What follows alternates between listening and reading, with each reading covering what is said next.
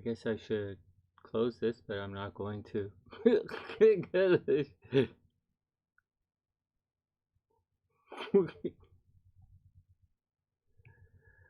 I should probably refresh a couple of these things, but I'm probably not going to do that either.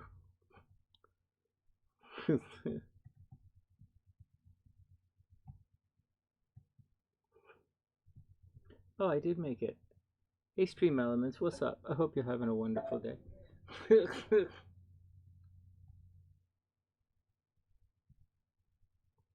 What's this underneath here? Oh, my books. Oh man, there's a lot of it. Oh man.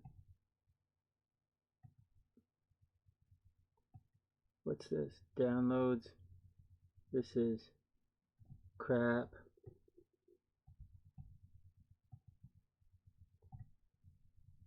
What's going on, guys? Is everybody everyone? Is everyone? Hey Ginger, what's up? Yellow bird of high-end banana tree. Hey Nadia, what's up? Yellow bird sits all alone like me. It's really difficult to listen to yourself on a delay and sing. That's really difficult. Let's stop that. Let's try it like this, normal. Yellow bird, a high-end banana tree.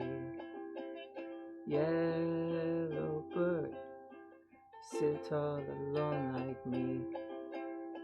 Did your lady friend leave the nest again? That is very sad, makes me feel so bad. You can't fly away in the sky away. You're more lucky than me. Oh, yellow bird, you're so lucky. Yellow bird, high-end banana tree. Yellow bird, sit all alone like Sonny. Did your lady friend leave the nest again? That is very sad, makes me feel so bad. You can fly away in the sky away. You're more lucky. Yellow bird, pretty lucky. You're more lucky than me. I once had a pretty girl. She's not with me today. Hey Christine, what's up? They are the same, those pretty girls. They make the nest and they fly away. Oh, yellow bird, high-end banana tree. Yellow bird, sit all alone like me. You should fly away in the sky away. Pickers coming soon, picks from night to noon. Black and yellow, you like banana too. He might pick you someday. Yellow bird, high-end banana tree. Yellow bird, sit all alone like me. Did your lady friend leave the nest again? That is very sad, makes me feel so bad. You can fly away in the sky away. You're more lucky than me. Woo! Yellow birds. Hey Christine, what's up? Hey guys, hope everyone's having a wonderful day. I guess we're easing up. I didn't do the horoscope though, I apologize. I guess we're just goofing off tonight. Just singing some songs. It's been uncharacteristically busy, and we were talking about in the class last night, a bit of a malaise is setting in. I have a bit of a malaise. I don't feel like doing any work, and I've been eating too much and I feel gross. So, but nevertheless, you really do have to plow through everything. You know, it's like we've said before, or I don't know if I've said this in its entirety to you guys, but you have to make it through the next. You have to make it through the next little bit. I got you, Christine. You have to. I'm going to put you on the list right here, Christine. You'll be in the description box, and we'll put a timestamp there. You have to keep plowing through everything. You know, it's not. It just feels like why bother, and it feels almost like we're sabotaging all the time, and we're not going to get there. But you know, it's just how we feel. Just got to tough it out, and we'll make it. You know, just keep. Sometimes you just got to do the bare minimum to get past. You know, to get there, and when you get there, hopefully it's a beautiful day. Hopefully, not always, but hopefully it's a beautiful day. And then you roll with it like that. Hey Beast, what's up, playa? Unfortunately, I think we're entering the season of wandering monsters. I think the wandering monsters are gonna have problems. I don't care if Monday's blue, Tuesday's gray, and Wednesday too. Thursday, I don't care about you. It's Friday, I'm in love. Monday, you can fall apart. Tuesday, Wednesday, break my heart. Thursday doesn't even start. It's Friday, I'm in love. Saturday, wait. Sunday always comes too late. Friday never hesitates. I don't care if Monday's black. Tuesday, Wednesday, heart attack.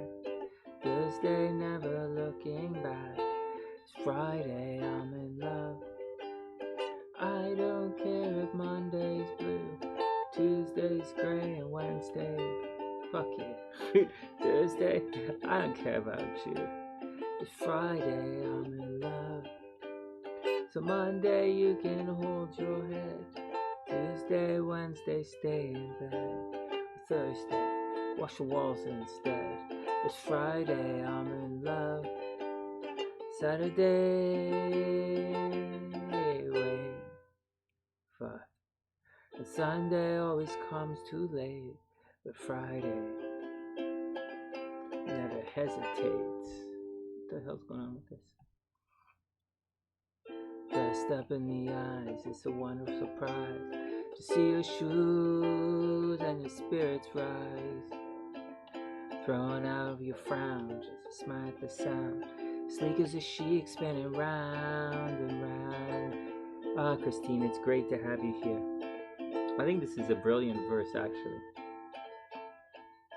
Dressed up to the eyes, it's a wonderful surprise to see your shoes and your spirits rise. Hey psychic, what's up, player? Hope you're having a beautiful day. Throwing out of your frown, just a smile at the sound. As sleek as a chic, spinning round and round. Always take a big bite, it's such a gorgeous sight to see you eat in the middle of the night. Never getting enough of this stuff. It's Friday, I'm in love. Oh, I don't care if Monday's blue, Tuesday's gray, and Wednesday's too. Thursday, I don't care about you. It's Friday, I'm in love. Monday, you can fall apart. Tuesday, Wednesday, break my heart. Thursday doesn't even start. It's Friday, I'm in love. Hey Heather, what's up? And Santa, what's going on? Hope everyone is having a super, super beautiful day. I don't care if Monday's blue, Tuesday's gray, and Wednesday too. Thursday, I don't care about you. It's Friday, I'm in love. Monday, you can fall apart. Tuesday, Wednesday, break my heart. Thursday doesn't even start. It's Friday, I'm in love. Dressed up to the eyes, it's a wonderful surprise. You're super welcome, psychic. To see your shoes and your spirits rise. growing out of your frown, just a smile, the sound, as sleek as a chic, spinning round and round. Always take a big bite, it's such a gorgeous sight to see you eat in the middle of the night. Can never get enough of this stuff. It's Friday, I'm in love, oh, I don't care if Monday's blue, Tuesday's gray and Wednesday too. Thursday, I don't care about you. It's Friday, I'm in love. Hey RomaL, what's up? Monday, you can fall apart. Tuesday, Wednesday, break my heart. Thursday doesn't even start. It's Friday, Friday, it's Friday.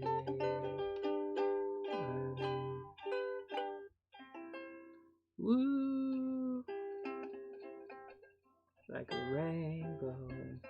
I like that song, man. I like it. I even like it on Mondays. I will not eat green eggs and ham. No way. Fuck you, man. That shit's gross. Oh. Okay. Whatever. Hey guys, what's up? Is everyone having a super amazing day? Did everyone have a wonderful day? Is everything cool with everybody? I didn't get a chance to do the horoscopes this week, guys. I super apologize.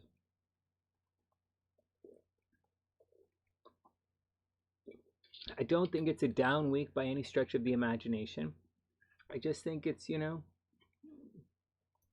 it's just one of those weeks, right? We're slowly chugging towards, you know, a couple of ideas out there. Hey, Niven, what's up? I hope you're having a beautiful day. Oh, thanks, man. It's great to see you. It's wonderful to see you. Okay, let's pull up the cards and start reading some cards. I didn't put the list together. So the list is, so everyone and then Christine. So let's do a general reading for everyone. And let's set out with Christine and see what's going on. Oh, excuse me.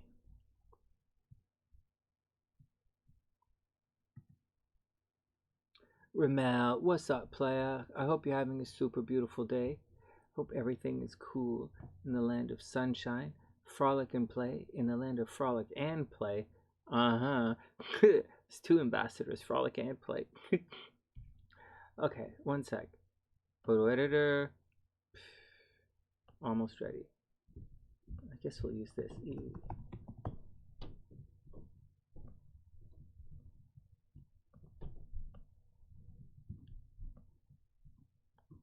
I can't wait to get back down to Chicago. I think I'm going to be going there pretty soon.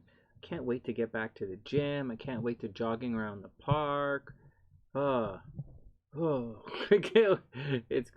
can't wait to hanging out with SLC again. Can't believe, you know, can't wait till lots of stuff. Okay, anyways, let's get down to it. Let's move this over here. Let's do this. Let's do a general reading for everybody.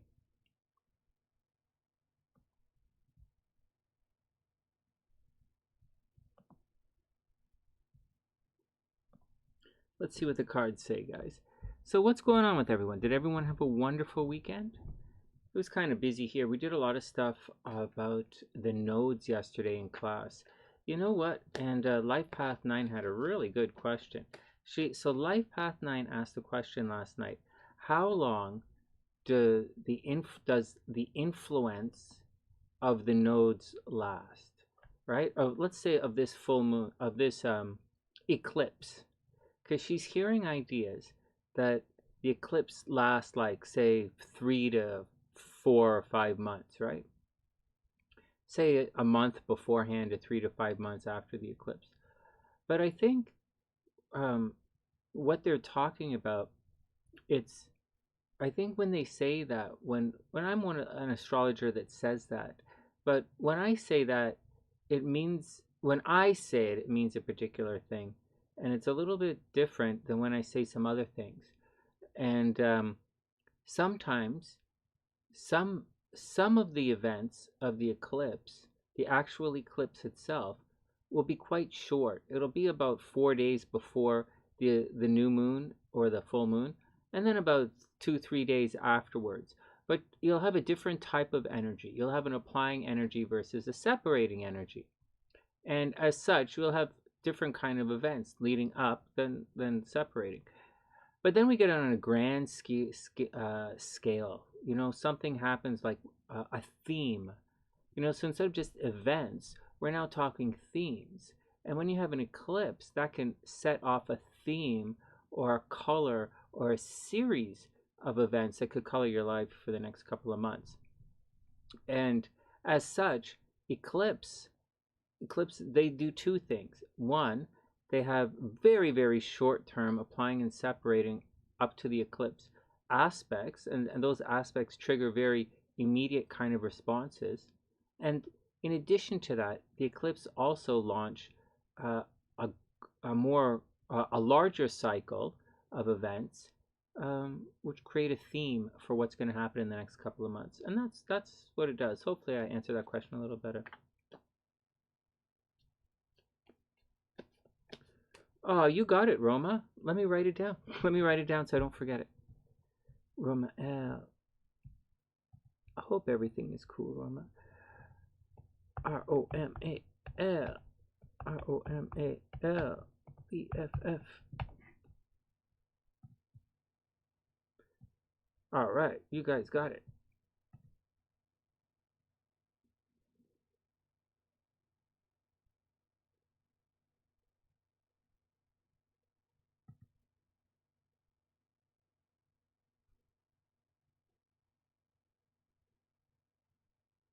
Betty Joe? Oh, you got it, Betty Joe. Okay. BETTYJO.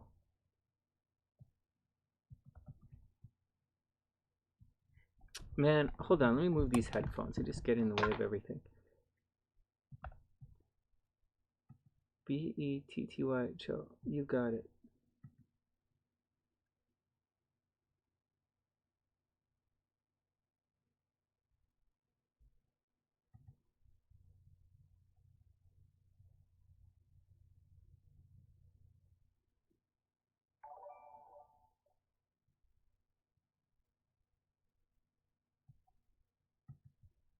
Okay, one sec. Save. Now I'm back. Oh, you got it, Boaz. Let me write that down. Boaz. Oh, thanks, Boaz. Can you type in your birth information? Let me write you down right here in video details. Oh, shucks. I didn't write it down. B-O-A-Z. One sec. I didn't write it. C-O-L-E. B-O-A-Z-C-O-L-E. Okay, I got it. She's been sick. Oh, bummer. Can you guys type in your birth information for me, please? And I'll just scribble and I'll set the charts up and we'll get down there as soon as possible. And hey, Niven, there was a mistake. I think you donated 58 cents or something. The mini astrology readings are $25 and the mini tarot readings are $11. Okay, one sec. Let me just pull up. One sec. Let me just pull up some charts here.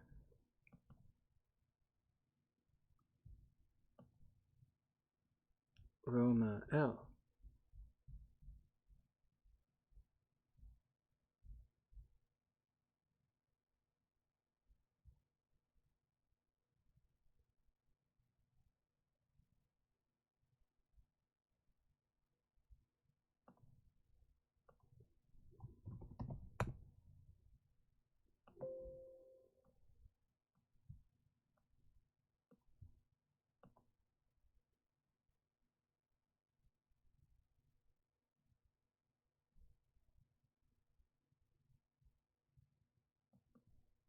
I got you, Roma, right there. Thanks, Boaz. One sec. B-O-A-Z-C-O-L-E. No time? That's all right. September 11th, 1983. Lee, that's so funny. Okay, hold on a sec. Everybody, hold on. I gotta type in Boaz's thing. Oh man, I need a space. Hold on, space. Okay, September 11th, 1983. 11 September 1983. I'll do the birth time in a second. Gadsden. Gadsden.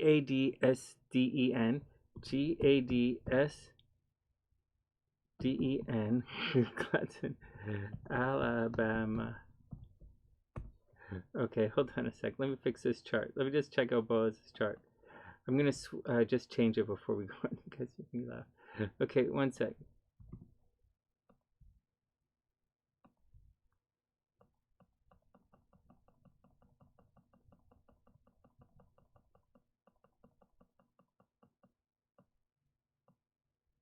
Okay, 622. One sec.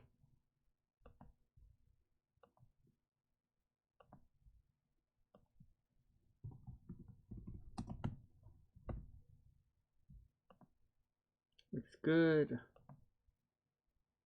Save. Done. All right, I'm done. Hey Anna, what's up? I hope you're having a super amazing day. Virgos didn't keep them as too funny. Oh, thanks, Boaz. All right, hold on a sec. Did we get Roma? Did we get your friend's chart? Her birth address yet? Her birth info yet? Just let me know when we get her birth info, and I'll type it in. Hey Sonia, what's up? Okay, Roma, Boaz, Roma's BFF. You guys are in the description box. Roma. Oh, and sorry. What the hell am I doing here? Chris, so one sec.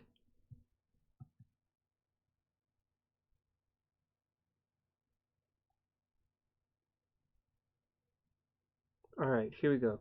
Let's clean this up. I made a mistake here.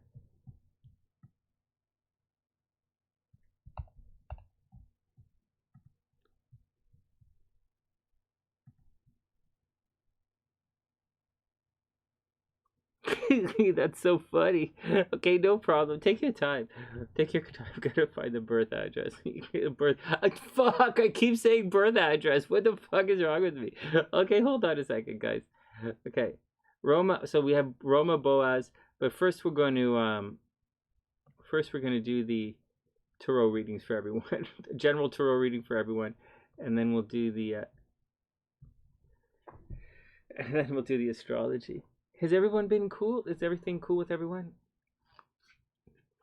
It's gonna make me laugh.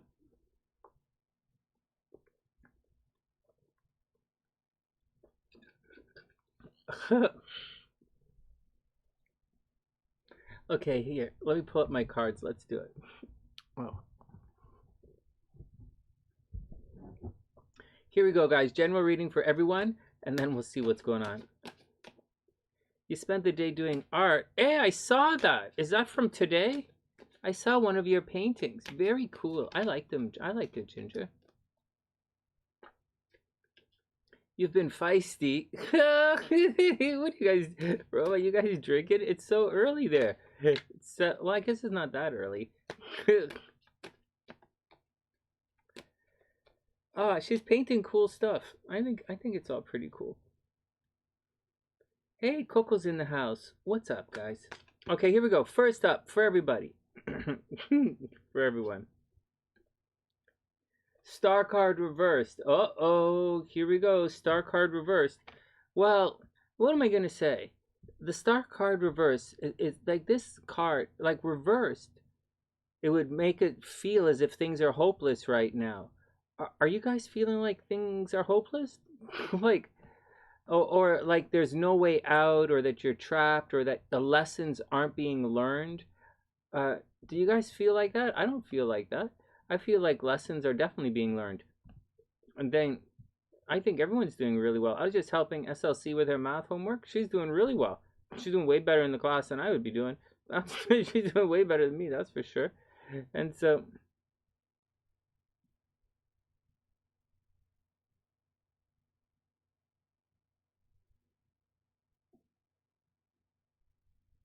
Oh, that's cool, Neven. Just take your time. It's all cool. There's no rush. You know I'm always here.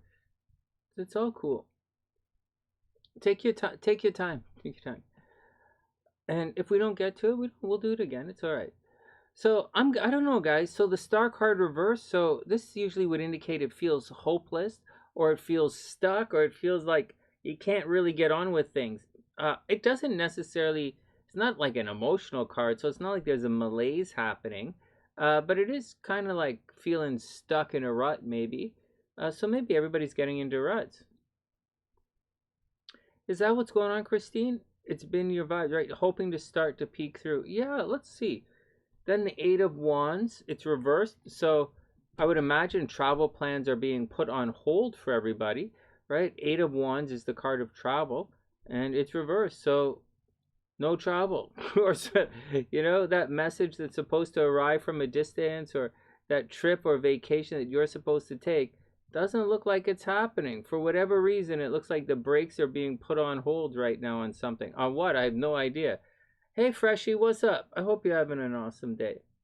And then finally, the Sun card reversed. I guess there's a general, like the Sun card reverse is just not taking control of the situation. Like that's just what it is. So I would imagine if the Star card is reversed and you're sensing a sort of malaise creep in, or the Eight of Wands is there and the Eight of Wands is reversed, so you're not really, you know, doing well with things at a distance, or travel is not looking good, or higher learning is not looking good. But you know, the Sun card is reversed, so you don't really, you know, like, it's not perfect. Whatever you guys are going through, it's not perfect. But again, the Sun card is reversed, so it's saying if the stuff is not getting done, it's because you're not doing it. Whatever it is, if the girl's not saying hello, or the guy's not saying hi, or you're not in great shape, it's because, you know, inhibitions are quite low right now. Mercury's retrograde, everybody's doing stupidness. And so, you know, Saturn's retrograde, so we don't have as much discipline as we did a month ago. Right? Saturn's retrograde. The world is lacking discipline right now. Saturn's hard work and discipline. Mercury's retrograde. People are overthinking things. They've got shit for brains right now. And so, you know, it's just give yourself a bit of a break. Give yourself a bit of a break. And so cards say if it's not happening, it's probably because you're not doing it. You know, Sun card reverse. And then, anyways, confidence is the key to your success. For everybody, confidence is your key to success. So swing that, you know, and everything is going to be okay. I know we just had a new moon. It's a bad cycle. It's a bad trip to enter into a cycle on a bit of a lull. It's bad to start this final leg of our journey. We are on the final leg of a journey, by the way. And everyone is feeling the dog days of this journey. Everyone's feeling how the weariness of the journey. But we're almost there. It's time to push hard through the finish line. It's very easy for me to say because I haven't done fuck all either. So I'm sitting here doing all this research these days instead of producing stuff for you guys, because I'm kind of like, good. So instead of making videos for you guys, I'm just doing all this research in the background. So I don't know, but that's what we're all going through. Oh shit, I didn't do a timestamp. Fuck, again? All right, take 20 minutes. Good. So 20, damn. All right, 20 minutes. Then Christine is up. 1 sec. CHRISTINE. And thanks, Lee. Well, yeah, the research pays off. Okay, 1 sec. Betty Joe, February 28th, 68, Staten Island. Hey, right on. What are you doing with a New York girl? You guys gonna get into trouble. I guess just got the feeling you guys are gonna get into trouble. And so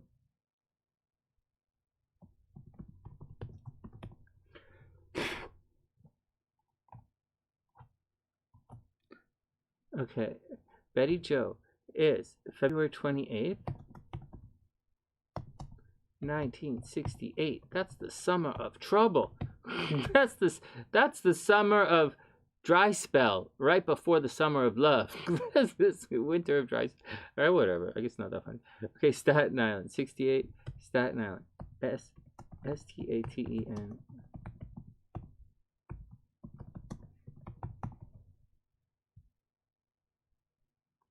February 28th, 68, Staten Island, New York.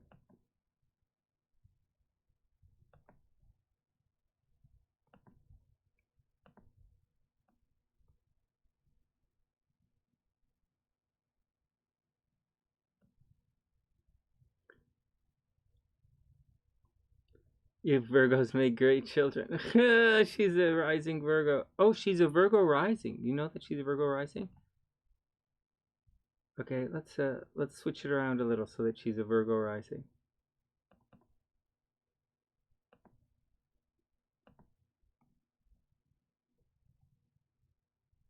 Oh, she's really a Virgo rising, right? Then she's going to be born way over here. All right, that's cool.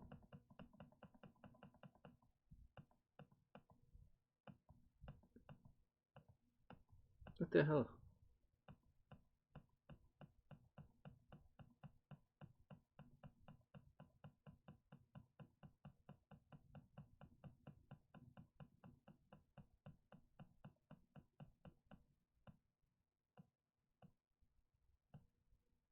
Oh.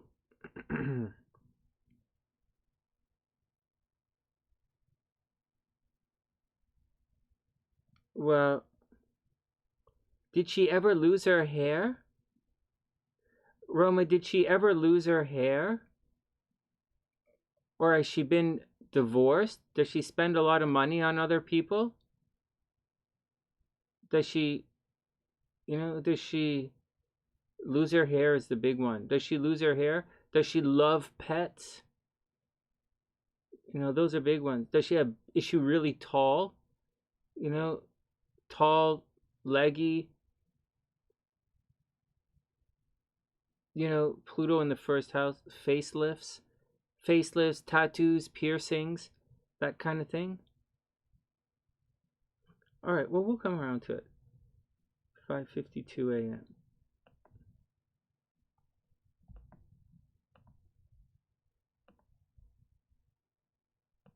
Oh, 5.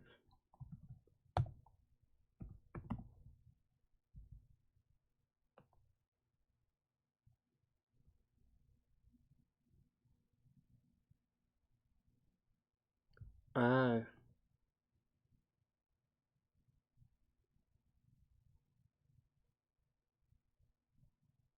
That's cool. We'll check it out.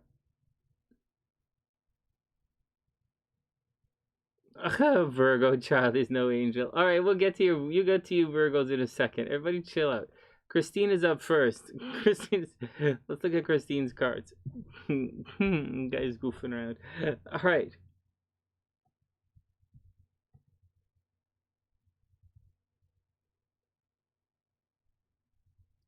Feel gross. I had that popcorn gross myself out. Oh. Okay. Christine, timestamp 33. Oh, guys, I put timestamps in the description box for you. So you can, if you save the video, you can come back and get it. Okay, here we go. Christine is up. All right, let's see what's going on with Christine here.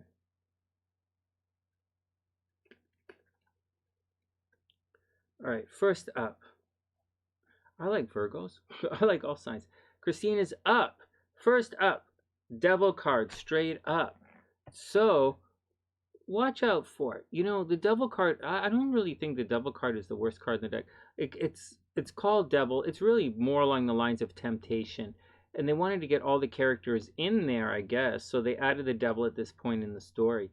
Now, the Devil is temptation. It really is. It is about goofing off. It is about goofing off. It's about fun. It's about taking shortcuts. Actually, everything they talk about the story of the tower is actually the story of the devil.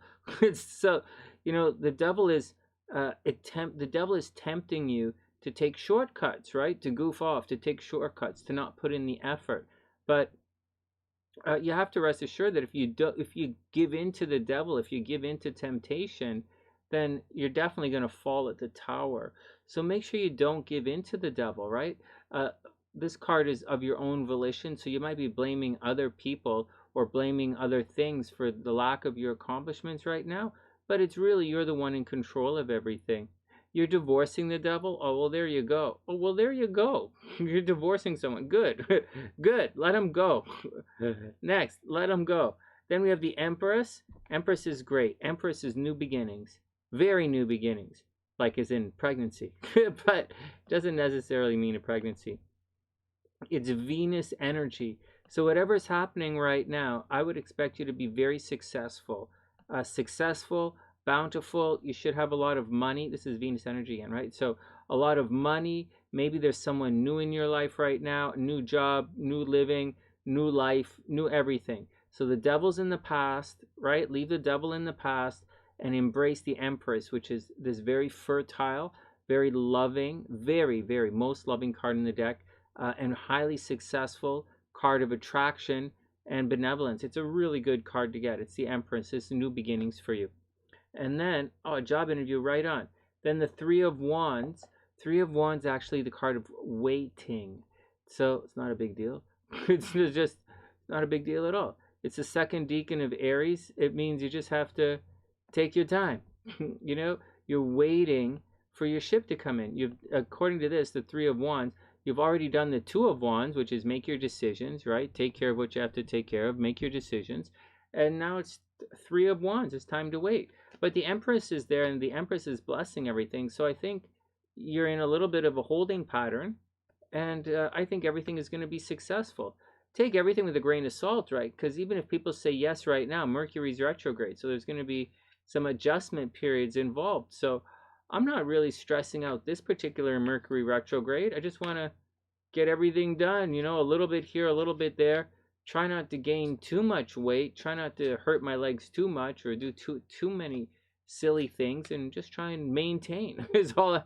Right now, I'm in maintenance mode. So, and I'm doing a bad job at it. But you know, just do your best. Hey, Sil, what's up? And finally, a new start is coming. There you go, Christine. A new start is coming. So get out there and be super awesome, because this is it. A new start is coming. I think that's really good. I have readings tomorrow afternoon, but I think I might go for a jog in the morning. Cross your fingers, right? We'll see how I do. So well, it's great to see you, man. So Christine, that's your action. Just take it all with a grain of salt. You're in a holding pattern. You have a lot of good coming your way, and a new beginning is on your way. Just gotta make it through. You just have to wait. You know, Three of Wands is the card of waiting. All right, next, let's get to some tarot.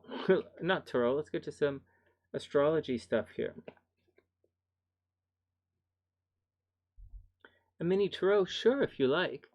Of course, the mini tarot are $11.11, and just let me know. And I'll, what the hell? Oh, that was like magic. That was like, wasn't very deep magic, Sonny. I know. I know, but it was still a little bit like magic. So what the hell are you doing? Okay, here we go. Roma's up.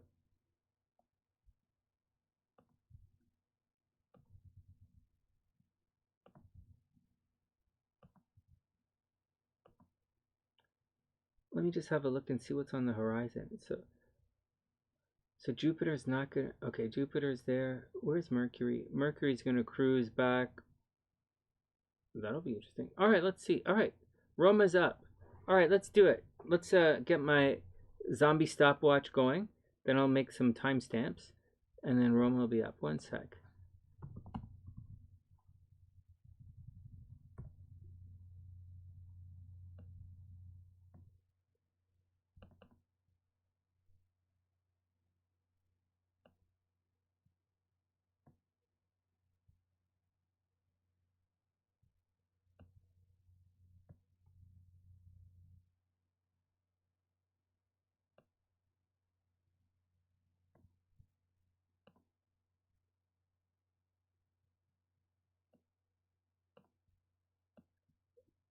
Oh no! Oh, there we go. I like my zombies. I like the zombies. Let's move this over.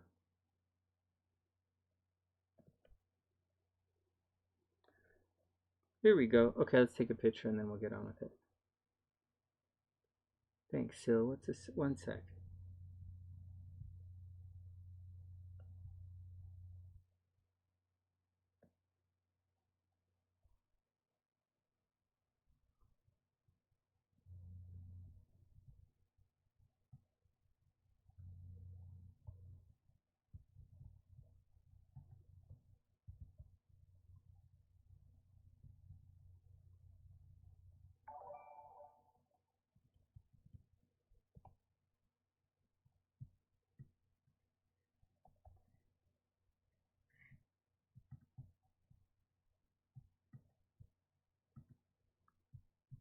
You got it, Sil. I got you right here. I'll read your cards right now, actually. Before we go on, I'll read your cards right now. So the timestamp is 40 minutes.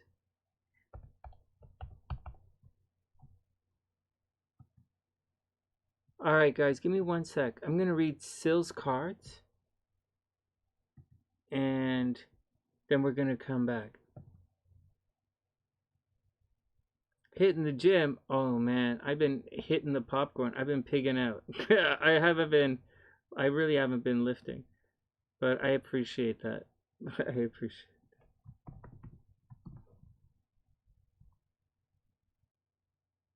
Check, check, check, check.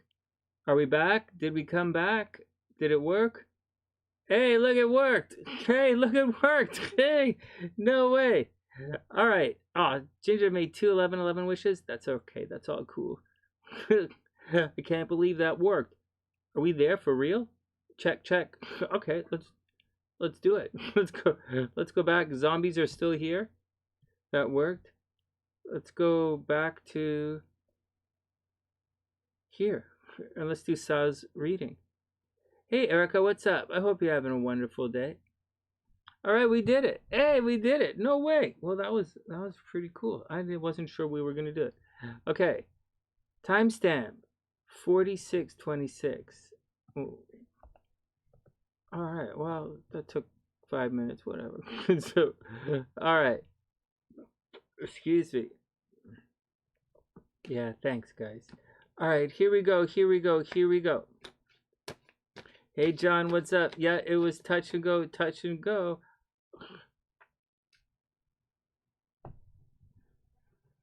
Hey, Psychic, what's up? And Roma, we definitely do wishes at 11:11. Yeah. All right, here we go. Sil's up. First up, Sil. The Hermit reversed. Well, here we go. The Hermit's a card of taking your time, taking some time for yourself. Sometimes it's forced seclusion. Sometimes you just take a break for yourself. It's a moment where you can figure things out, figure out the fire that burns inside and what you want to do to accomplish it, how you want to make this happen, right? The yod or finger of God right here, the Hebrew glyph in the Hermit card, indicates that it's something that you have to create, that you can do to make your life and your dreams happen. So just take some time to figure it out. Unfortunately, this card's reversed, so you're probably not getting the chance or the opportunity to figure it out. You're probably not getting any time for yourself to figure it out, or everybody's telling you something, and it's, they're all telling you something different. Then we have the Six of Wands, and the Six of Wands is supposed to be the card of victory. Unfortunately, it's reversed, right? So maybe there's something that's being forced upon you, right? Like there's some kind of seclusion that's being forced upon you. And the Six of Wands, there's a situation where you're supposed to win. You're supposed to win. You're supposed to be victorious. You're supposed to overcome whatever it is. I don't think people are on your side, though. This card is reversed, so it's either an internal victory or there's a delay in the victory. The victory is coming your way. You're going to have to probably do it on your own, but it's delayed. A victory is coming, but it's delayed. Then the Five of Cups. So out of this entire situation, it's not going to be happy for you. So this thing that you're going to do, or this thing that's being forced upon you, or this thing that you feel like it's some kind of fate or destiny thing that's happening, it's not going to come without its consequences. Meaning, whatever you do is going to there's going to be an emotional malaise, or it's going to get really upsetting at the end of it. So be careful, man. So still be careful, because whatever you do, you are going to be victorious. It is going to be a hard, difficult, and long fight. You're going to win eventually, but there's going to be a heavy cost to it. The Five of Cups, there's going to be a very emotional cost at the end of this situation. So just watch how you play yourself. Finally, you're very close to achieving your goal. So whatever's going on, you're almost there. You're almost going to get there, but it's definitely going to be a lot of heartbreak along the way. So watch out for it. All right, next, let's get to our astrology. Man, I didn't make my 1111 wish. Ugh, I can't even say 1111 wish. All right. Man, I didn't do the horoscopes. All right, next. So these coming down.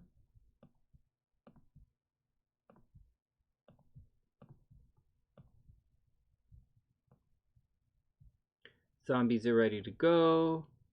Astro's ready to go. Zombies are up. Charts are up.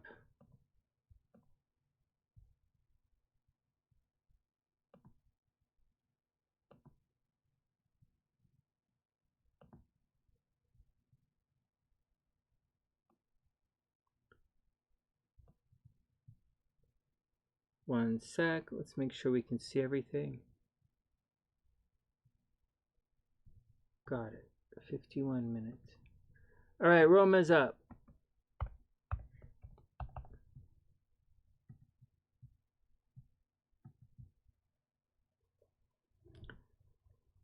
All right, here we go.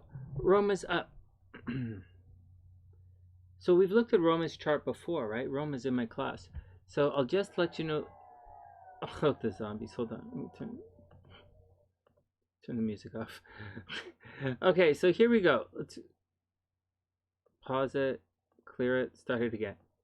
So here we go. So Roma is a Gemini, right? Her birthday is June 6th. She just had her birthday. Happy birthday, Roma. Super, super happy birthday. And here we go. So she's a Gemini. Both her Jupiter and her Sun are in the 10th house. So this is someone who could be very, very popular. I'm just going to give a quick rundown on her chart. She knows it already, but I'm going to give a big, quick rundown, and then we'll see what, and then we'll look at the transits. So she should be very, very popular, like very, most popular. She could easily be a politician, and she should often be up for awards. Like seriously, like she could be extremely popular. Jupiter in the 10th house, it's about as popular as you get. It's not really popular among people. It's just having a lot of notoriety and public success. Like once again, she could easily be a politician. Over here, see, having said that though, with Saturn in the 11th house, Saturn tends to be where you're tormented, and she could, tend to be a little bit tormented through groups of people in her social network. Meaning there are times she's going to have a lot of friends, and there are times when her friends are going to turn their back on her. So sometimes lots of friends, sometimes not a lot of friends. She gets tormented. She can be tormented by groups of people. Then we have, as we cruise around, we have Pluto in her finances, right? Pluto in the finances, North Node in the finances, and Uranus retrograde in the finances. So money is going to be there. But she's always going to have to work hard for her money, and there are going to be big fluctuations in her finances. Sometimes there's going to be lots of money, sometimes there's going to be not any money, and she's going to have to make some painful investments at times or some painful decisions with regard to finances. But at the end of the day, she should be quite successful. The North Node is there, so wherever the North Node is, there's a possibility for a great amount of success. However, it gets messed up sometimes. So sometimes she'll get paid, sometimes she won't get paid. She just has to make sure she gets paid what she's worth, right? That's the biggest deal around there. All right, some other things as we just cruise through some highlights. The moon is in the 6th house.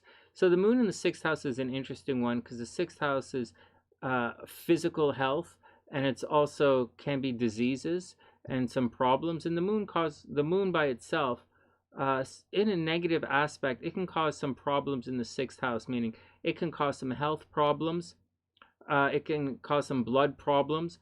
But having said that, the moon in the 6th house is also someone who is always victorious over their enemies.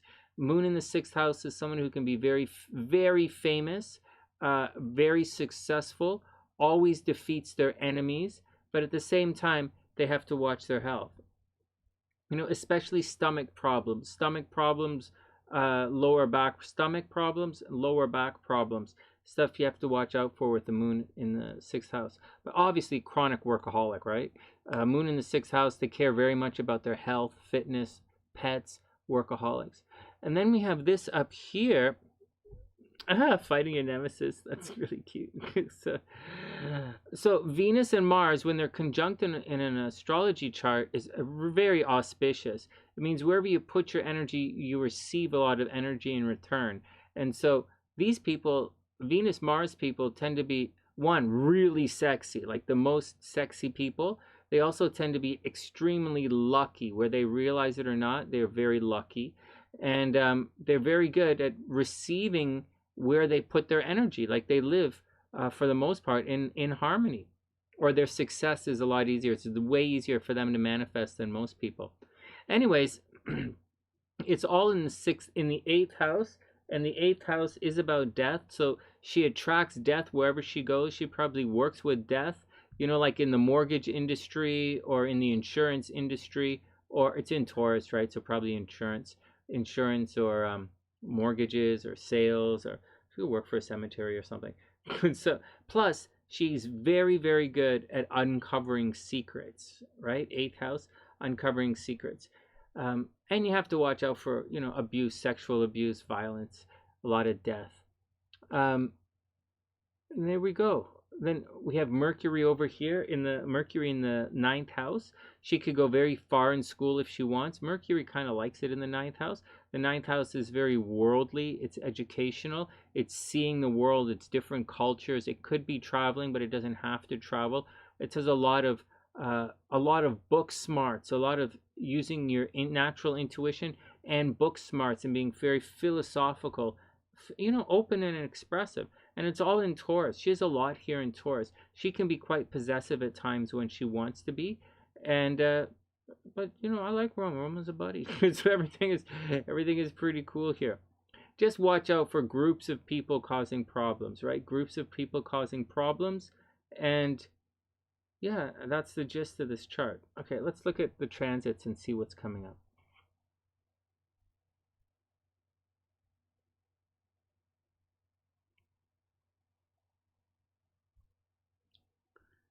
Yeah, you guys know what's going on. Okay. Hey, Jazz, what's up? 10 of Swords energy came full blast, right? The guy was major dick. He was major dick. All right.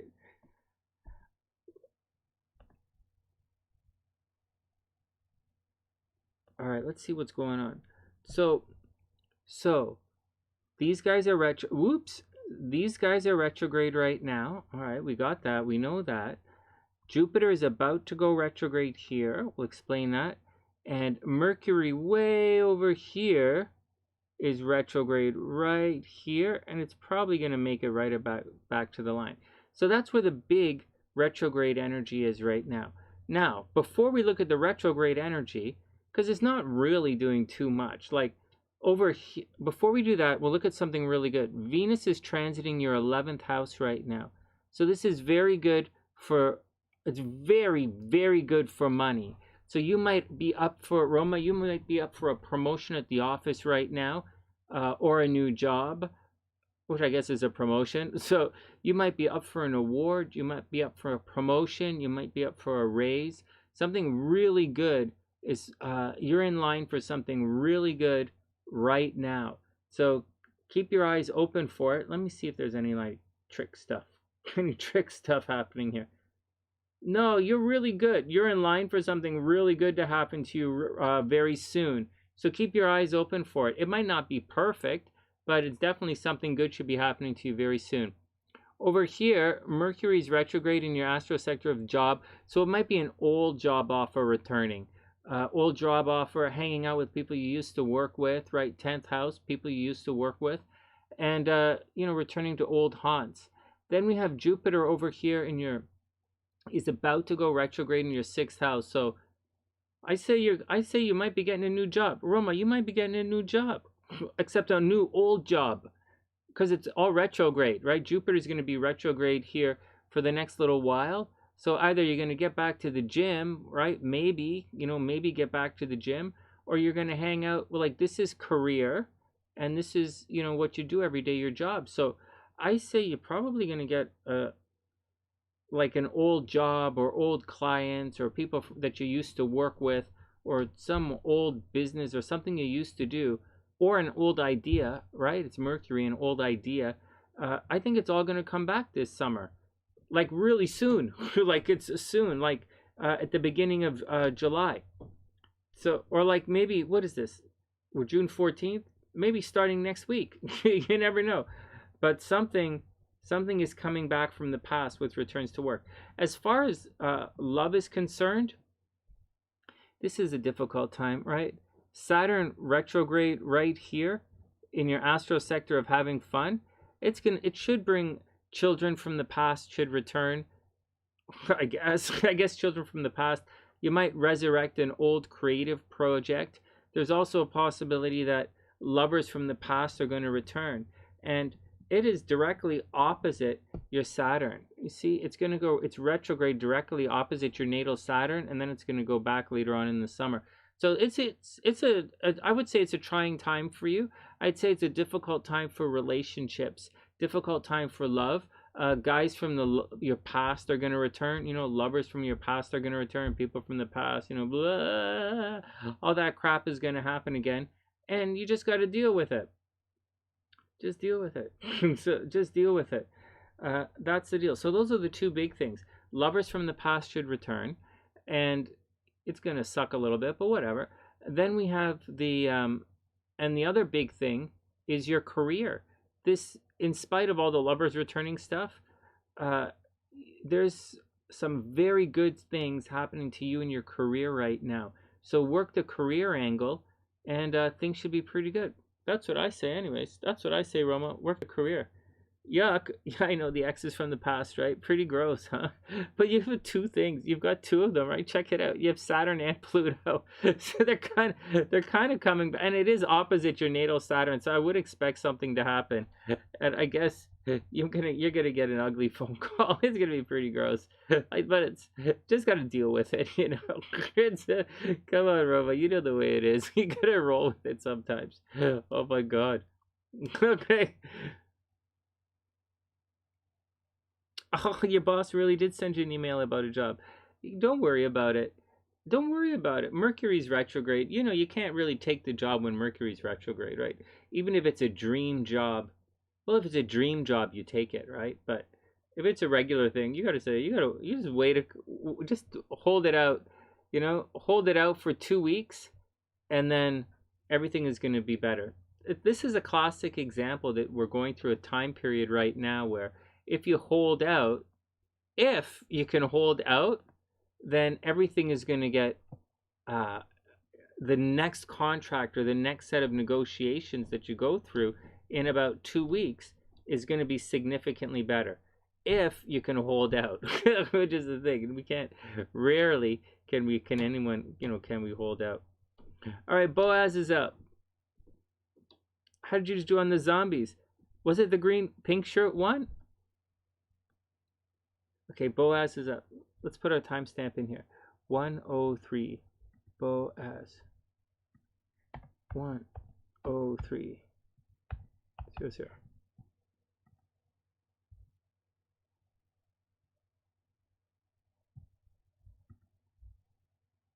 No way, you zombie won? No way. All right, I'm taking the green here. Let me know who wins this one. I'm taking the green here and the pink. Oh, that's who you took, right? Ginger takes the pink all the time. Well, let's see. Well, I got to go with the green. Well, I don't have to go with the green. I like pink. Pink.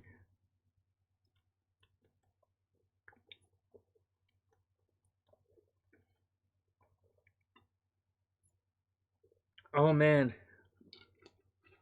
Second last Perrier. I'm almost out of Perrier. And I'm going to have to go all the way in the garage. Oh, no. That's going to be a trip. You'll take the green? The green? This green? Hey, Jazz, what's up?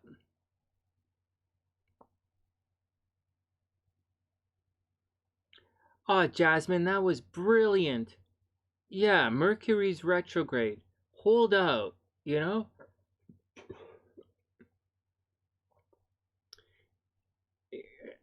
Yeah, the last thing you want is fuckery, right? There's one thing is to have,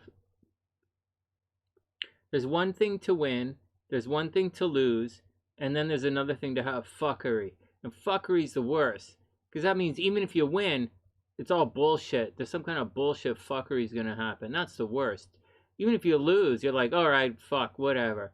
But if you lose and then there's fuckery, you're like, what the fuck? You know? So sometimes it's best to hold out a little bit and get it sorted.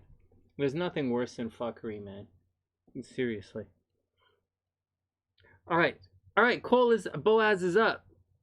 Why do I keep calling this? Oh, because Cole is the last name. All right. Boaz is up. I've got the zombie with the green hair, green and pink. And we are off. Let's check and see his chart out. So Boaz, have we looked at your chart before? I'm not sure. It looks kind of familiar. So Boaz, so we don't have Boaz. Oh, we have done it before, right? So we don't have your birth time, so we don't actually know your rising sign, right? So just cross off the Virgo, but you're definitely a Virgo. You're definitely a Virgo, and your Mercury's in Virgo, so you're obviously an analytical kind of guy. Now we've read your chart before, so we're not going to overly stress the chart. We'll spend more time working on the transits, but let's just do a quick rundown for everybody.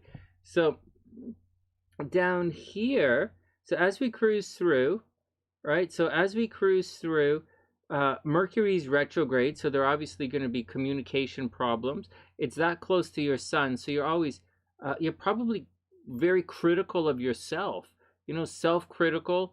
Not like you're not like a Virgo moon. You're not a nervous Nelly, right? Virgo moon is nervous Nelly.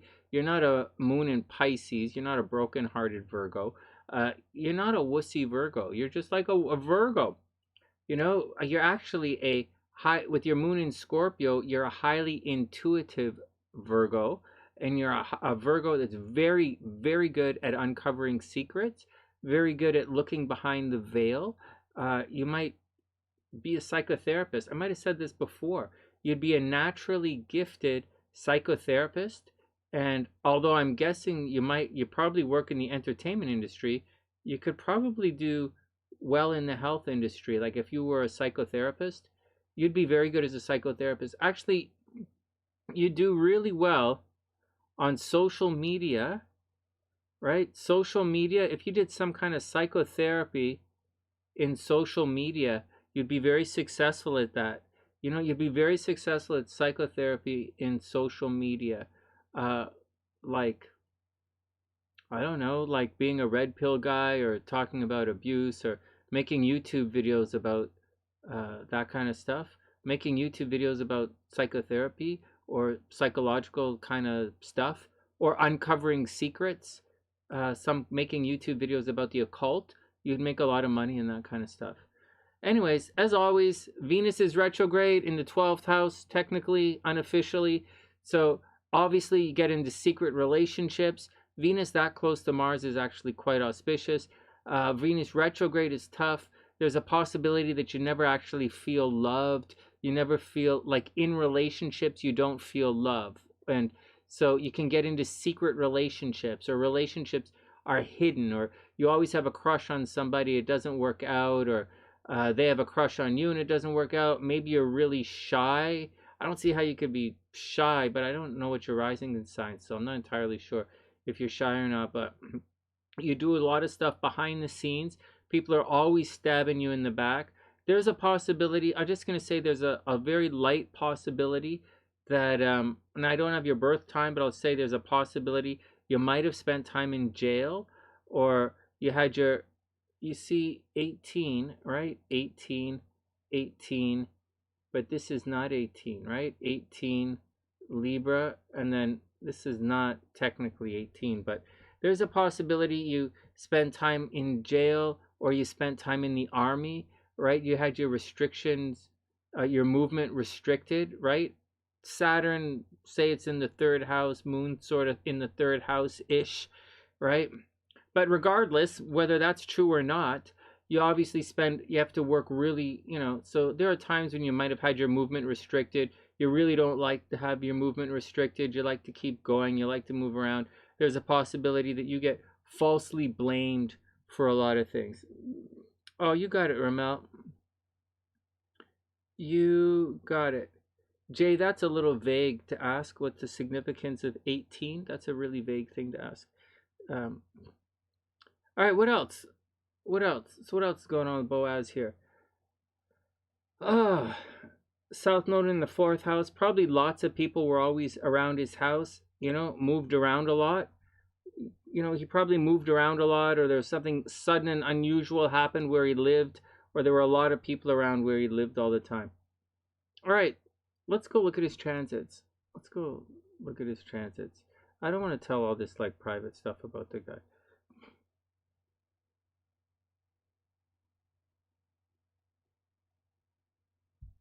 Guys can get easily outed on the sunny side, and so let's look at the transits and see some good stuff that's happening.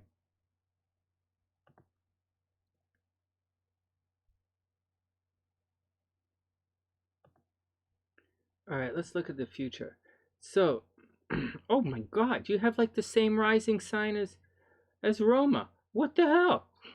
You've got like the exact same, almost the exact same thing going on. All right, well, here we go. Okay, Boaz.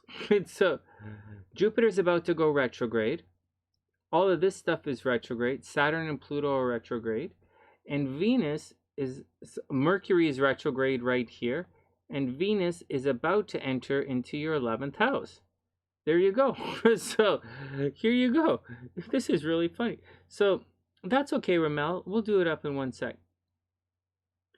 So, here you go, Boaz. So well, it's not that simple. Okay, so you just went through your node return. Okay, so you just went through it. So you should be starting in some kind of new area of your life, right? So the node return and the Saturn square, you just went through all of this stuff.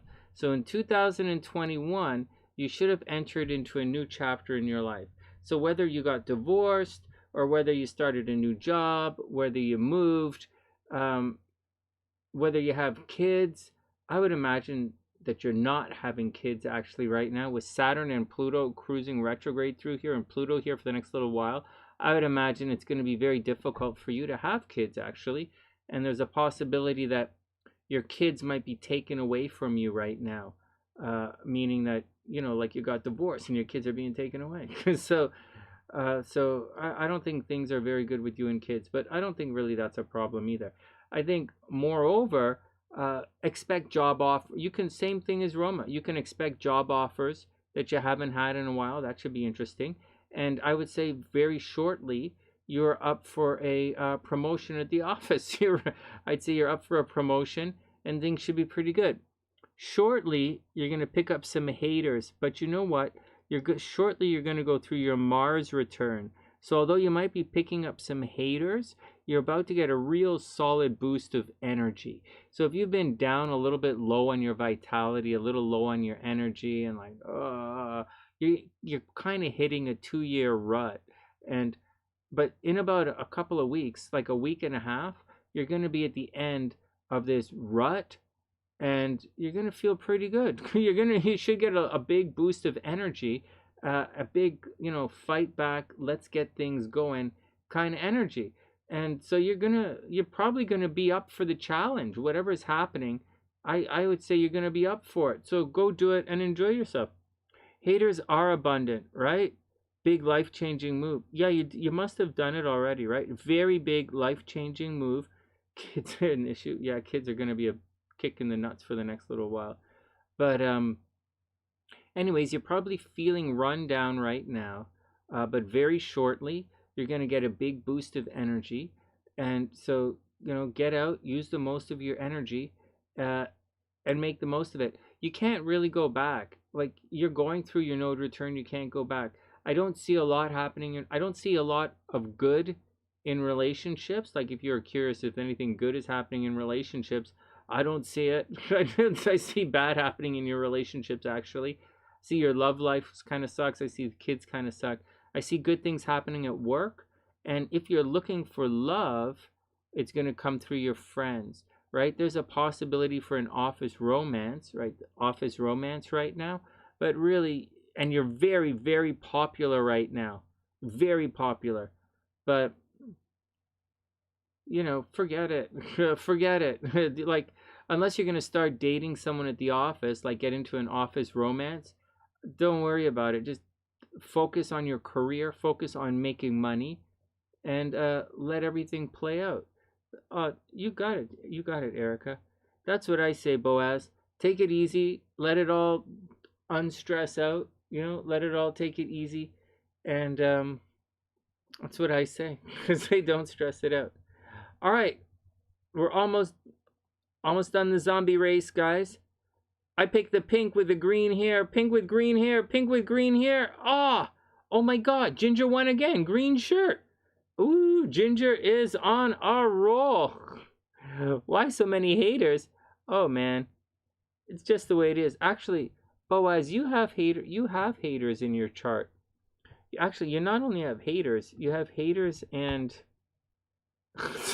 you have haters and behind the scene love affairs in your chart. You have them both. Okay, one sec. Let me look up RomaL's pull up RomaL's stuff.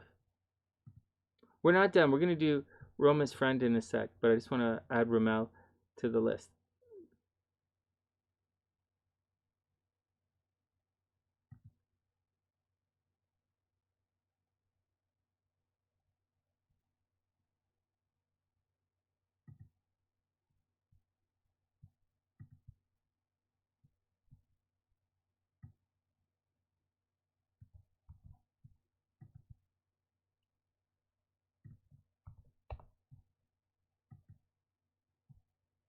Okay, give me one sec, guys. I'm slowing. I can't see your stuff. I just want to... Oh, no, I don't have it. Oh, October 30th, 2000. You got it. Okay, so let's put this down. You guys have like the same rising sign. Well, that's what you guys were talking about, right? And Betty Jo's a Virgo rising as well? No way. Okay, hold on. Let's go see. RomaL's not a Virgo. I know RomaL's not a Virgo rising. Rebecca's not a Virgo rising.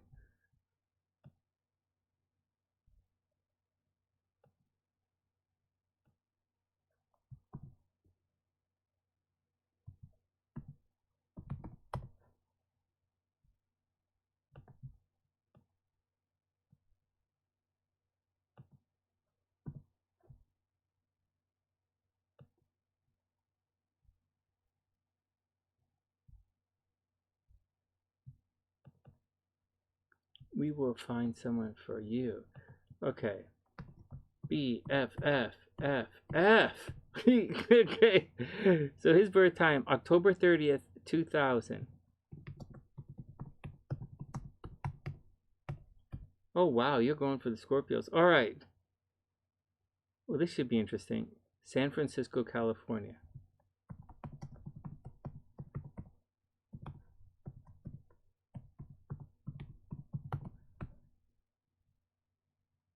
October 30th, 2000. All right, save the file. First up, Betty Jo. Now, Betty Jo, we don't have Betty Jo's time.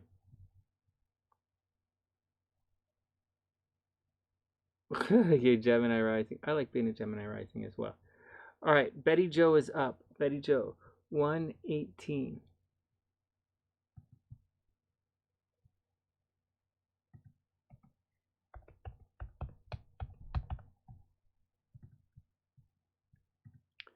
All right, Betty Jo, hang on to your socks. Here we go. Sonny, why would I want to hold on to my socks? What kind of perverted motherfucker are you? What are you going to do with my astrology charts that I have to hold on to my socks? That's a good question. I'm not sure. I'll have to think about that one. I'll have to think about the answer to that one. I'm not All right, let go of it. You're going to be like, fuck, I wish I, you know what? You're going to be like, you're gonna be like, you know what, Roma? Fuck. I wish I listened to Sonny and I held on to my socks. I really wish I did. You know, it really. Okay, I'm mixing up the characters. You know what? There's one thing. I really like the reading and everything. There's only one thing. I wish I held on to my socks. That ruined it for me. Okay, whatever. Whatever.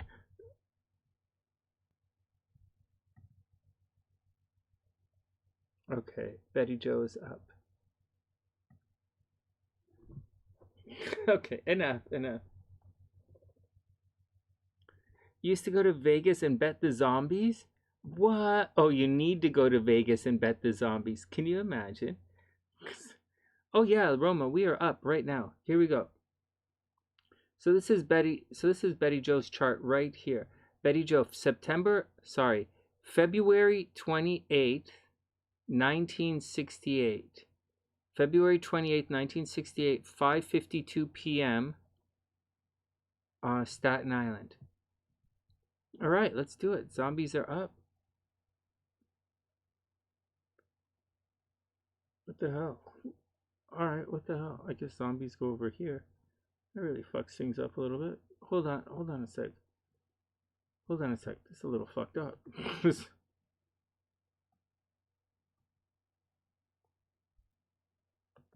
gonna be tough to watch the race. All right, here we go. One sec. Let's see if that cleans it up a little. All right, well, here we go. And they're off. All right, Betty Joe is a Pisces. Oh, man. We don't have her birth time. We don't exactly have her birth time. You were thinking that she's a Virgo rising. All right, well, she's definitely a double Pisces. She's her sun in Pisces and her moon in Pisces. So it's definitely a double Pisces. Plus, her Mars is technically, I guess it's technically in the second house. Saturn and the North Node are in the second house. So she probably works hard for her money. She can get into arguments about money all the time.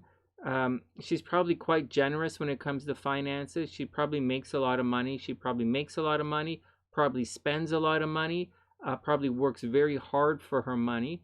But at the same time, it's not the do-all and end-all in everything that she does. She's probably pretty good at it, but she doesn't really limit her life to it. On top of that, the moon is right on top of the sun there in the first house. Well, technically, it says the seventh house, but let's just say it's the first house from the sun.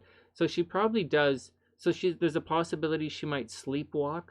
There's a possibility that she talks in her sleep. There's a possibility that everything that she does is always on display. She's a very honest person, right? Like, she's a Pisces, right? She's a very honest person. She absolutely loves to take care of people. She could be a naturally gifted healer. She could be a naturally gifted psychic, right? All of the above. Now, over here, that puts all of this stuff back here. Mercury's stationary direct, so there's a possibility that she might have had a little bit of a learning difficulty growing up. There's a very, very strong possibility that people talk about her behind her back, and the people gossip about her, talk about her behind her back, and she probably gets into secret relationships. You know, she should watch out for that. Watch out for secret relationships. Watch out for people talking about her. Watch out for people, having a crush on her. There's a possibility she might feel unloved in relationships, like unrequited love. There's a very strong possibility for cheating in relationships, like someone cheated on her, or there's a possibility for, secret relationships, all of the above. Oh, around 6 p.m. Oh, so this looks like about the right time, right? Yeah, so that's the deal. She probably, if this is a fairly accurate time, moving on, I'd say she has to watch out for health problems in a very serious way. This is really difficult aspect in a chart right there. Saturn conjunct Mars, wherever it is, it's always going to bring some problems. And when you make it that close to the North Node, it's going to cause a lot of problems. And if it's in the 8th house, it's really bad. So she might have some kind of disease that no one knows about. Like, she has to watch out for So she has to watch out for miscarriages, right? Accidental pregnancies, miscarriages, and generally people stealing her money. You know, it could be really bad. She could have some kind of disease, a lifelong disease that no one knows about. She has to watch out for sexually transmitted diseases. And for guys taking advantage of her, and abuse in relationships. All right, whatever, let's move on. Let's move on. Pluto in the first house, and Uranus. This is someone who's very adventurous with the way they look. Maybe they have a lot of piercings, maybe a lot of tattoos. You know, she might get a facelift later on in life, or, you know, tattoos changes the way she looks. Very much changes the way she looks. Obviously, she's very detail oriented. So if she had tattoos, they'd be detailed tattoos. Even though she's a Pisces, right? She'd do something like that. Then we have the South Node in the second house. She's probably pretty good at making money. She's probably really good at making money, actually. So much so she might not care about it. She might just make money, and it might seem very easy to her, but she's probably not materialistic.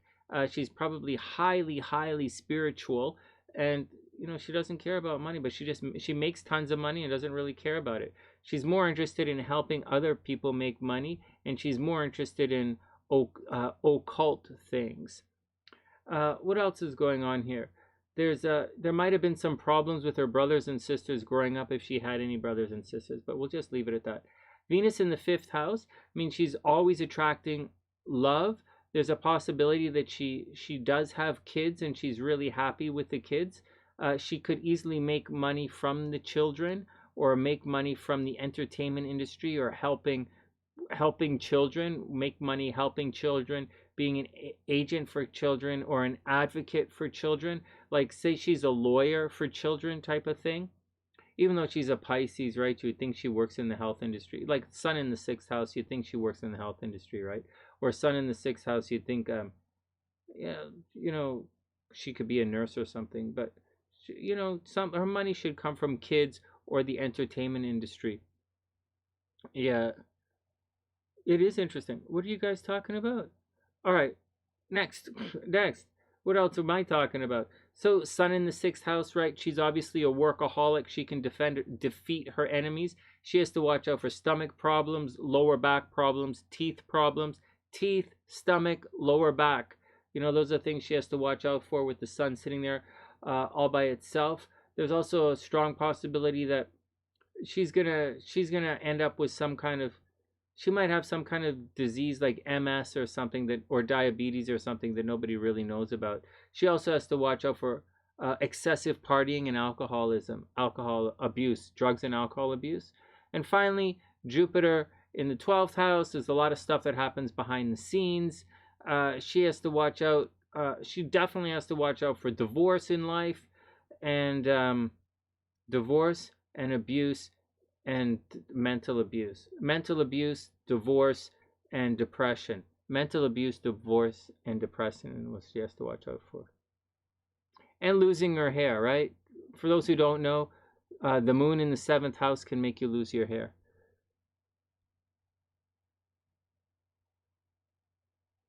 It's such a weird thing for your astrologer to say you're going to lose your hair, but it's what it says. As for transit, she's going through the same. Well, it's not just the houses, right? It also depends on if there's a planet-to-planet aspect going on. So let's see if there's any planet-to-planet stuff going on here. So node. Nodes are clear. Next, Saturn is clear. Saturn is clear. Saturn is clear. Pluto, 26 degrees. Pluto's clear. For the time being, Pluto is clear. Jupiter, 2 degrees. Jupiter is clear. Oh well, what can you do? Venus is clear, which is not the greatest, whatever. No, it looks like for Betty Jo, it looks like business as usual. Same kind of thing. She's probably up for a promotion right now. Can be going through a friends into lovers transit right now. Like, she could easily meet some new guys right now, or she's hanging out with friends, maybe new groups of friends, or some, she could be making money from friends right now, hanging out, enjoying friends, it's all about friends, right? Putting a lot of energy into friends. Mercury is going retrograde over here in the 10th house, so she might get job offers from the past as well, right? And Jupiter is about to go retrograde here, so people she used to work with, she should be getting together with people she used to work with, getting job opportunities from the past. And your love life is going to suck the bananas for the next little while as well. Saturn is going to conjunct retrograde your Venus, right, this summer, and then it's going to dance backwards. So I would say love and money are going to be really shitty this summer. I think love is going to be shitty this summer. I think money is going to be a little shitty this summer. So don't worry about it. Hang up. She's lucky at work. Yeah, seriously. And hey, Chaley, what's up? Yeah, no, Roma's. She's going to be, yeah, she's definitely lucky at work. So don't worry about the romance. Don't worry about it. Like that, it's fucked up, right? It's going to be fucked up. So don't worry about it. You're lucky over here with your friends. So get out with your friends and have fun with your friends. Work and dating and children, it's all fucked up. Don't even worry about it. Like that, I wouldn't even pretend to worry about it. Everything else is fine. It should not be an overly stressful year for you. So don't stress it out. Try not to. Shouldn't be a stressful year. Not this year anyways. Just make it through that fucked up shit you're going through. Anything else? I think it's okay. I think Betty's chart is okay. Hey, and if you like your readings, guys, make sure you give the video a thumbs up, or make sure you save the video somehow so you can come back and get your reading again later on, because I put timestamps in, but I don't always put the video someplace where you can see it, right? So it might be tricky for you to find if you don't save it. Oh, Roma, my pleasure. You know I like reading your charts. Thanks for bringing your friend in. I appreciate it. Okay, so 2 more to go. RomaLs, we're going to do RomaL and yet another guy. RomaL, oh my God. I have to, I can't, they're going to, one of these days, RomaL's definitely going to find the guy. Are these all your fans, RomaL? These are all, this guy is going to be, well, you know what they say, a Scorpio with another Scorpio can be like the ultimate power couple. But then again, you got to watch out, right? Because that's one jealous dude. Scorpio's one jealous dude, man. So we're going to see how he plays out. They're part of your entourage. It's so cute. Hey, Talar, what's up? Oh, no, it's just, there's only 2. I'm going to do Ericka's reading. I'm reading Ericka's cards right now. And then I have a compatibility for RomaL to do. And that's it. So whenever you're ready, I'll just add you to the list. Let me just sort this out again. Make me get I'll put the timestamps in.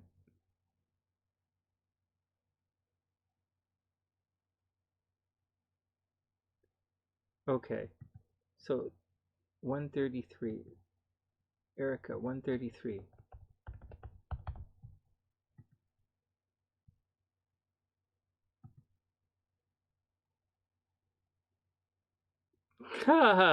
At Army. It's why they call it Army of Darkness. Oh man. No, it's all cool. I'm just teasing you guys.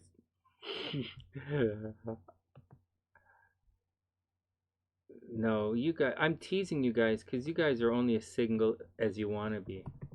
Because the right guy is going to come along and you guys are they're going to snap you up. So, and then you're going to live super happily ever after. I've seen it so many times. You guys are going to be the right guy is going to come along. All right, Ericka is up.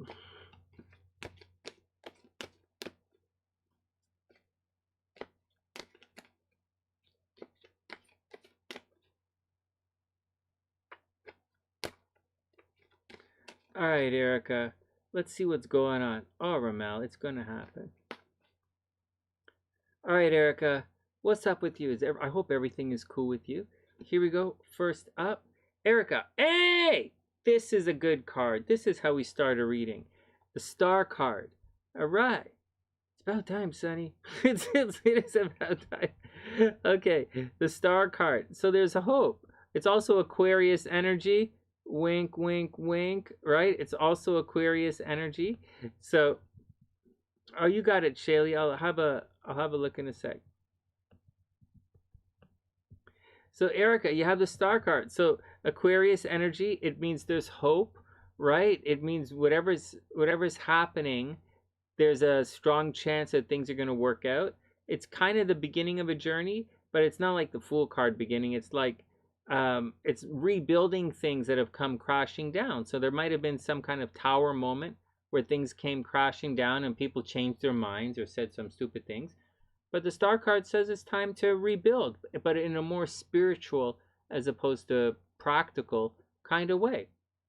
Oh, then the Ten of Wands. The Ten of Wands is definitely doing too much for somebody. So, you know what that means. So, either you're pulling in too much time at the office or you're doing too much time somewhere, but you're definitely doing too much for somebody. So, the Ten of Wands and the Star card.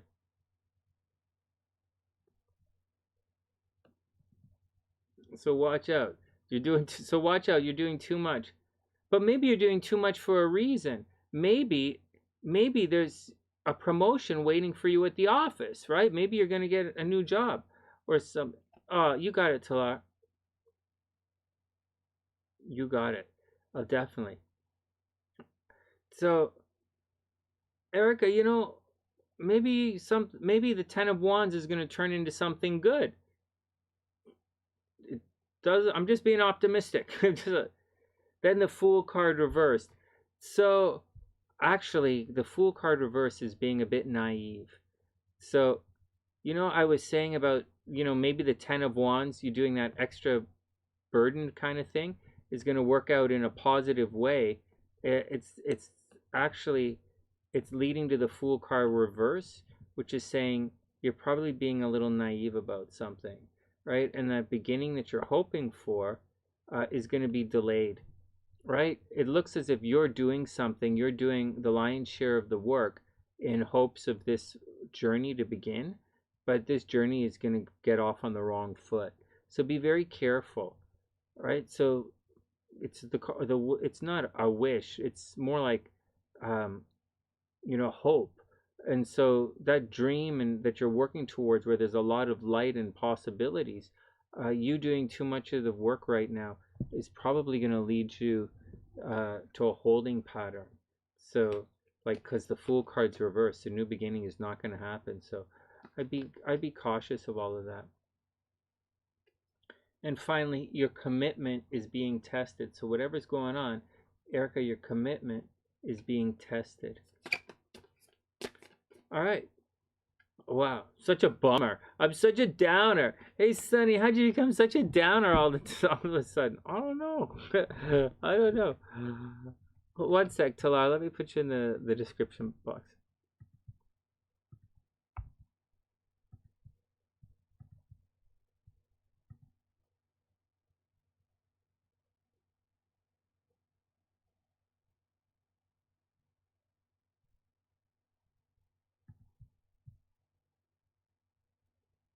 I hope that's okay, Ericka. I don't really know what to say. All right, next up is Chaley. We're going to try the cards once more. Chaley. Oh, no, we're not. First, I'm going to write down Talar's sister's birthday. There we go. Then we're going to do some more. There we go. Okay, Chaley is up. Let's see if we can reverse this and get some good readings here. Oh no! Okay. I didn't mean to be so negative. I was just...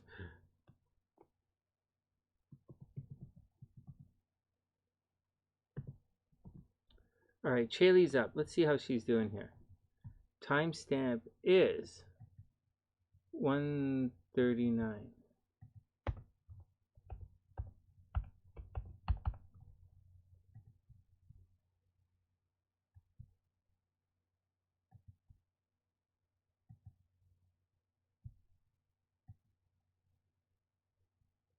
Hey guys, thanks for hanging out tonight.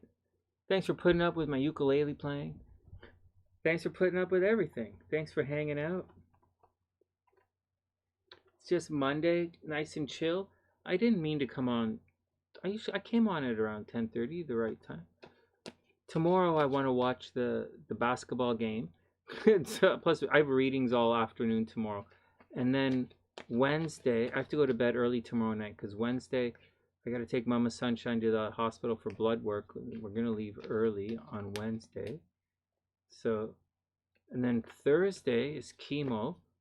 I'll get a video written. I usually sit in the car and write the video, so I'm kind of looking forward to.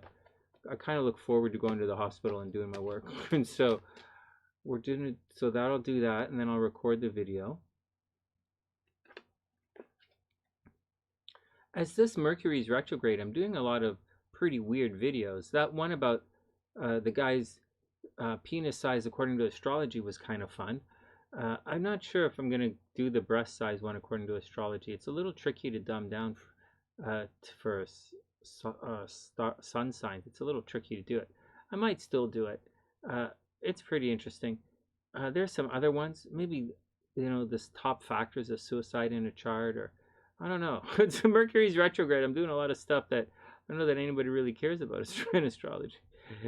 So I don't know. Well, I know you guys care about it, but it's not usually the fun stuff that we usually do. You got it, Jazz. I'll add you to the list. You'll be right after Chaley, and then we'll get to the other stuff. All right, Chaley is up. Let's see what's going on. Chaley, the Hanging Man. All right, so here we go. So the Hanging Man is all about illusions, not deception. It's kind of like, because I look at deception as if it's on purpose, like someone is actively trying to fuck you up. But the Hanging Man doesn't necessarily mean someone's trying to fuck you up. It just kind of means that things don't add up, right? It's a card of moving from everything that works, right? This is the clockwork, the way things are supposed to go, and it doesn't work. So he's diving into his intuition. And that's the deal right now, Chaley. So things probably aren't making sense to you. So it's time to use your intuition. It's not time for a timeout or anything. It's just time to look at things differently. So if you can do that, I think you're going to be okay. But moreover, use your intuition. You're going to have to fill in the blanks to try and figure it out. Then we have the Three of Cups reversed. So, so Three of Cups is supposed to be something about having fun, right? Three of Cups, fun, partying it up, getting together with close friends, but it's reversed. So reversed, it can mean having too much fun, right? But I look at it like saying that I look at it more in terms of the fun or the party is going to be delayed. So whatever happens, Chaley, take it easy. There's a deception right now. There's a deception, or there's something that's not adding up.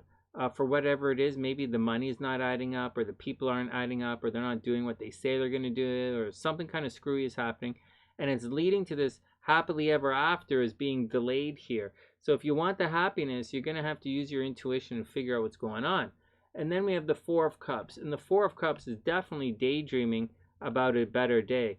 So I have a feeling you're waiting for something. This card's not even reversed. It's right side up. So you're daydreaming. You're waiting. I have a feeling that you're waiting and you're daydreaming. I don't know that you're stuck in a holding, like this looks as if you're stuck in a holding pattern, as if you're waiting for the Hanging Man to come around to make sense of things. And it looks as if you're hoping for a festive situation. But the Four of Cups is saying that you're daydreaming for something even better. So you might be in a bit of a daydream or a bit of a fog right now, and you might be thinking things are, things could get a little bit better. You're probably thinking to reverse the three, like it could get, but I don't know, I don't know. I would say you have to figure things out. I'd say you have to figure something out. Something is not adding up in this situation here. And finally, it's a time for healing. Chaley, it's a time for healing right now. So whatever is going on, you might want to take a time out and just take a step back from everything and just take a step back, take a step back, chill out, and try not to Four of Cups, right? Try not to be upset about anything. All right, next. Is that what the deal is? You want your ex back? Oh man, you're daydreaming, right? You're gonna have to figure it out. You're gonna have to figure it out. If that's the deal, you're gonna have to figure it out, Chaley. And hey, Areny, what's up? I hope you're having a wonderful day. All right, Chaley, is up to you. Take it easy. You know, we live our dream with our lives wide open, right? We live our dreams with our lives wide open. Okay, next. Next. Jazz is up. Let's check out Jazz's cards, then we'll get back to the astrology. Lala, everything is cool.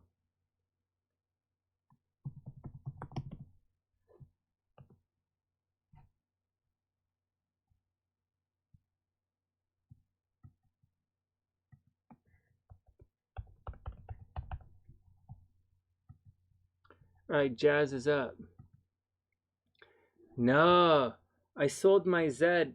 I sold my Zed when I was in Vancouver, and I bought a Jeep Grand Cherokee. And actually, I bought a little car after I bought my Zed. I did a couple of shows, and I made some money, and I bought another car. It was really cute. I really liked it. It was all smashed up. It was all smashed up on one side, but it was really cute. I used to drive for about a year and a half, 2 years. I drove a smashed up car. It was really cute, though. I really liked it. It was cute. And it fitted my stuff perfectly. So I loved it. But it was really smashed up. Anyways, then I bought a Jeep Grand Cherokee. I had that for a while. I liked that. But I sold it because I want to drive back through the snow in the mountains. And I had to leave Vancouver. And then I had a motorcycle for a while here in Toronto. All right. Jasmine is up.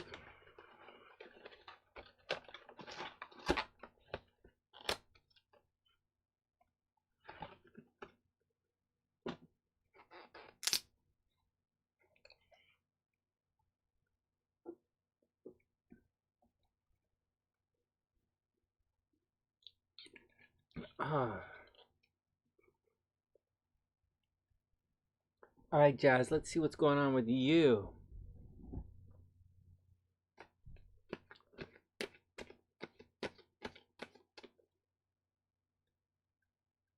All right, Jazz, here we go. Here we go. Here we go. Jazz is up. Jazz. Woo! Jazz. Death card reversed. Whoa. Stuck in a rut. Nothing but fukukery. Death card reversed. You've got the fukukery going on. Well, you're stuck. So this card's reversed. Straight up is change, right? You're leading the change. It's time to get on with the fucking getting on, right? It doesn't even mean a painful change. The Tower is a painful change. But this is reversed. So you're stuck. You're stuck in the fukukery. It's time to move on. You're ready to move on, right? It's time to move on. You're ready to move on, but you're stuck. You are living a classic example of the death card reversed. It's time to move on, but you're stuck.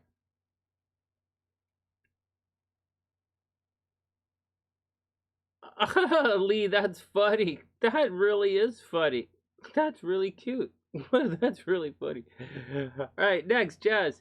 Ace of Swords reversed. God, you're definitely in a holding pattern. Ace of Swords reversed. This is like it's not like nothing's happening. Right? This is Ace of Swords. Communication is in a holding pattern. New beginnings, the potential for a new beginning is not happening. You're you're in a holding pattern. Like maybe you met someone new. You know, Ace of Swords. Maybe you have a new beginning happening. But I'd say, Death, it's time to change, but you're stuck. You're stuck in the rut. You can't get out of it. Ace of Swords, you're waiting for this new beginning, but you're not getting it. Like, they're both reversed. And then we have the Five of Cups straight up. This is another one that's... so, you do have a little bit of heartbreak on the horizon, Five of Cups. You do have a bit of negative happening. On the plus side, I think this is a good example of this cup focusing on the positive of this cup, of this card. The positive of this card means it's not as bad as you think it is. it's not great. The fives all suck, but this one is not as bad as you think it is, but it's going to feel pretty bad as you go through it. So death card reversed, you're stuck in a holding pattern. The Ace of Swords reversed, you're supposed to have a new beginning, but it's being totally delayed right now. And then the Five of Cups, you're going to be focusing on the negative because there's a lot of negative around you, but it's not as bad as it could be. So you're going to have to try and find the positive as you go through all of this stuff. And finally, look at the bigger picture. So Jazz, I think you're going to be okay. You know, look at the bigger picture and everything is going to be okay. You got it, Eleni. I'll fit you in right now. You're right on time.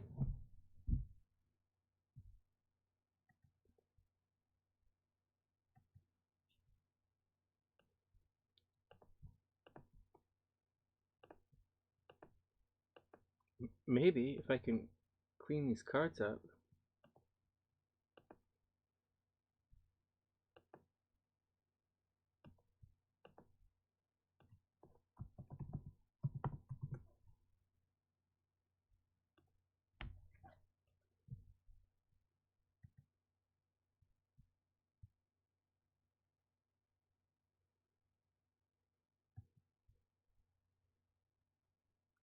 Hey Shida, what's up? I hope you're having a wonderful day. I was busy. I didn't get a chance to do the weeklies. Oh, you're welcome, Jazz. It's my pleasure. I hope everything works out.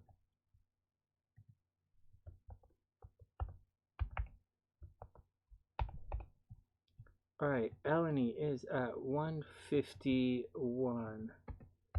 151.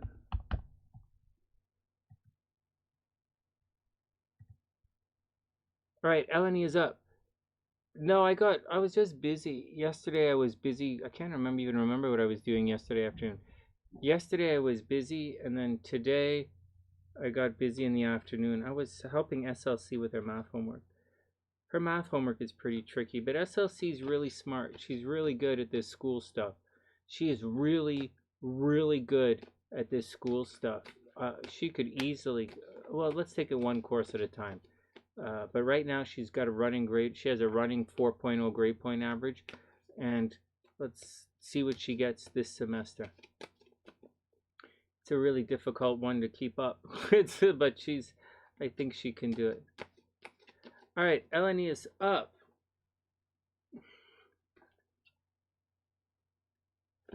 Eleni, Page of Cups reversed. Da-na-na-na. Page of Cups reversed. Da-na-na-na. Man, this card comes up a lot around here. What the hell? You know, the Page of Cups, new emotional beginnings. It's reversed. What the hell?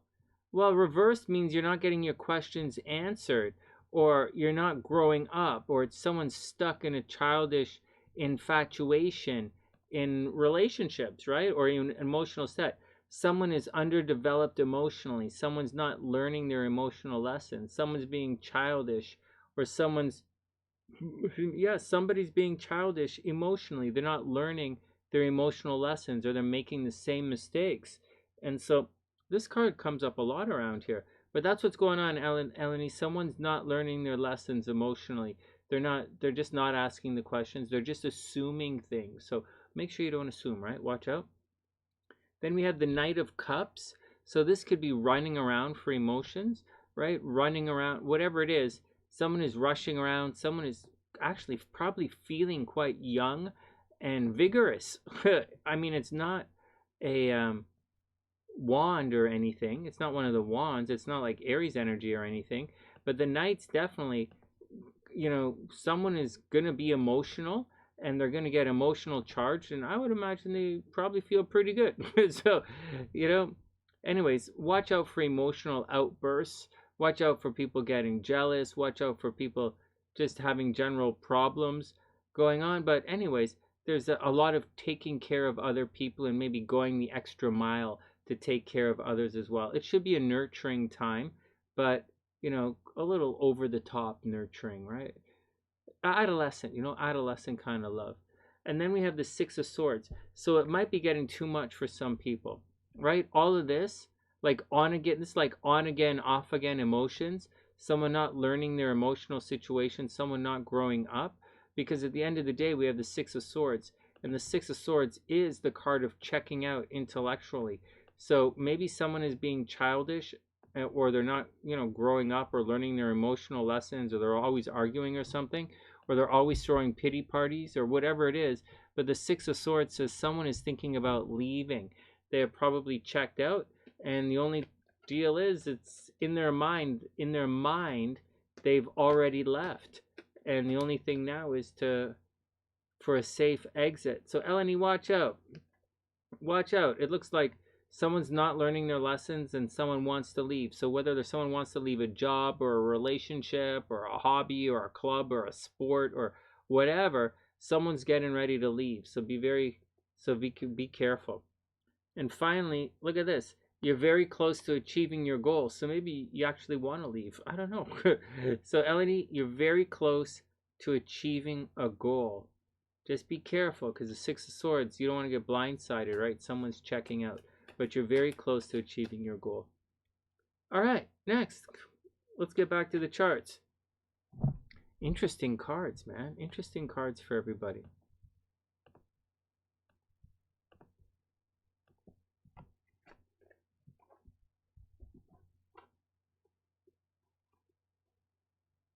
Hey, monkeys, what's up?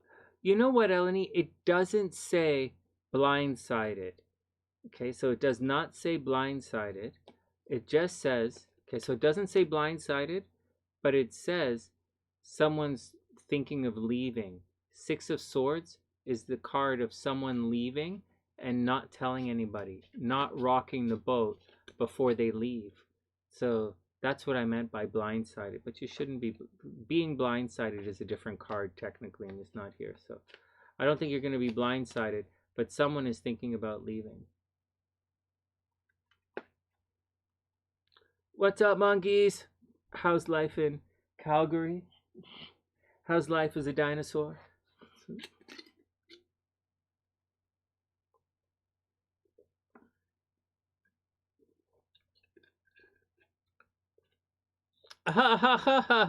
Join the club, Eleni. Me too.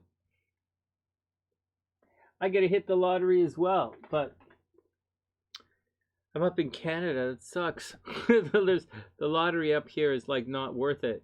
It's not worth it. It's okay. RomaL is up. Monkeys, right on time. We're trying to find love for RomaL. Oh, you can get COVID and win the lottery? What? In 2 weeks out of your luck cycle? What? What? Oh, it's in 2 weeks. I'm trying to find RomaL a boyfriend. The charts I have to go through. Look at all of that.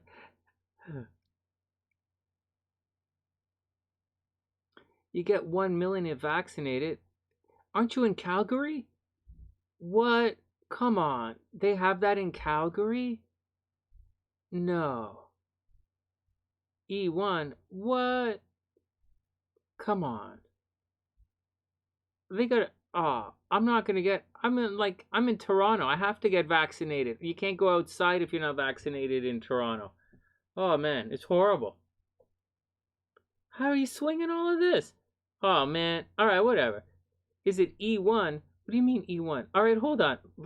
We got to get down to. Let me do the charts. Let me do the chart because it's not just RomaL. We have in addition to RomaL, we're going to do Talar's sister. So give me a second here, and let me pull up Talar's sister, and then we'll do RomaL. So Talar's sister is.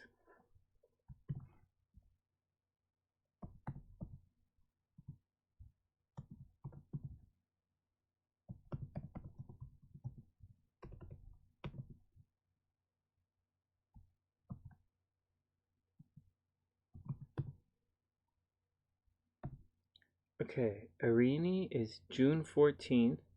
Hey, happy birthday! Hey, it's Areny's birthday. Oh, okay, June 14th, 1998, 10:30 a.m.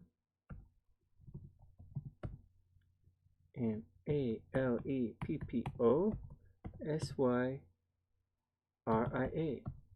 Nice. Hey, Areny's birthday, June 14th, 98, 10:30 a.m. Look at that. Okay, let me save her chart. Okay, RomaL's up first. Hey, Areny, that's you right there. Ah, you were in earlier. You were talking earlier, and I didn't clue in. I think you were talking earlier. Well, welcome to the sunny side. I hope everything is super cool. Super, super happy birthday. But first, we'll get there in one sec. First, we're going to do RomaL's her love chart and see what's going on with that. And then we'll get down to your birthday chart in a sec. All right. Okay, RomaL. What? This should be the easiest thing in the world. Why is this so difficult? Why are we having... Oh, Senator thing. Oh, right on, Talar. That's great. And there's a time. There'll be a timestamp when it's for your when we do your birthday in a couple minutes. So why is it so difficult finding RomaL and Monkey's boyfriends? I know why it's tough to find Monkey's boyfriends, because she's got that super advanced education. She's a lifer at school. You know, lifers at school always. You know, I understand why Monkey's having trouble. But RomaL, oh my God, RomaL's an artist. She should have guys falling over her, like literally. Like, all right, RomaL, let's check it out.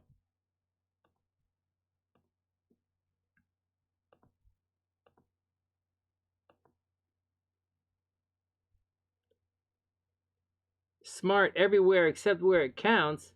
What? You mean like with his foot? He counts with his foot like a horse? What? Two. That's right, Sonny. He's everywhere except his feet. He's smart everywhere except at his foot, where he counts. All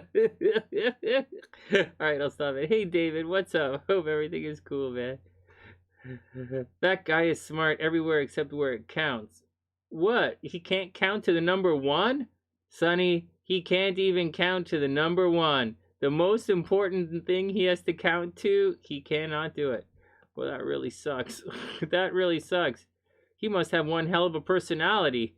He sure does. Okay, enough. Stop it, guys. Now I'm just talking stupid. Okay. All right, everybody chill out. Everybody be cool. Talar's sister's here. Let's try and keep the conversation unmoderated for the next little while. All right, here we go. Let's check out and see how these guys are doing. So, zombies.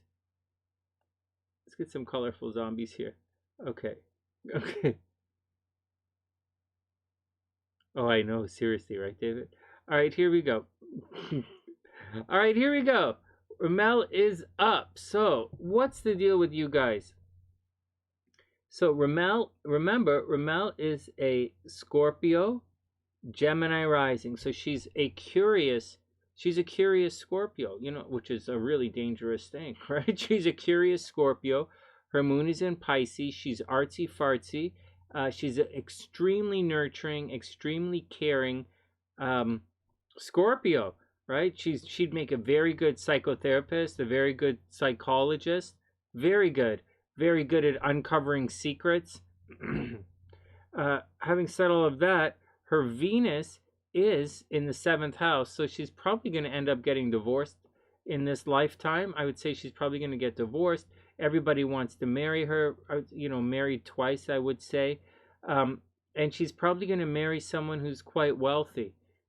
Having said all of that, she's obviously highly intuitive with both Jupiter, well, not necessarily Jupiter, but definitely Pluto and Chiron right on top of the South Node, right on top of the descendant. Now, what about relationships with this guy? Anything goofy to look at? So first we're going to look at Chiron here. So, all right, so Chiron, here we go, 16 degrees. Uranus, yeah, that's going to cause a little bit of goofy bananas. Is that a square? Sagittarius to Aquarius? No, you're going to come out of it okay. 16 degrees. That's okay. That's not the worst. 16 degrees to 7 degrees doesn't really count. 16 degrees, no. 16 degrees to 18 degrees, yeah, a little. Well, you have your nodes conjunct. Do you notice that? And you guys, well, I guess you have a very similar birth time, but your nodes are conjunct, which is really neat. All right, so no Chiron problems. Does he have Chiron problems? 15 degrees? A little bit. The moon, your moon squares his Chiron. That's not the greatest thing in the world. That's going to cause some problems. Moon squaring Chiron is going to cause some problems, meaning you're going to, so RomaL, your moon squares his Chiron. So your moon in Pisces, like your moon is very dreamy and it's very dogmatic, very much sticks up for the underdog. It's very much a psychic moon, very much a moon that uses its intuition, like you use your intuition. But this guy's Chiron is all about the facts. And so you using your intuition or your bleeding heart saying, oh, or you always wanting to help people, it's going to cause a real problem with his Chiron at 15 degrees, right? He's going to want to be straight shooter, and you're going to want to see the good in people. He might not see the good in people. His moon in Sagittarius and his Venus is in Sagittarius. He's obviously optimistic. He obviously wants to make people laugh all the time. He has a lot in common with you, right? You have similar birthdays. He has a lot in common with you.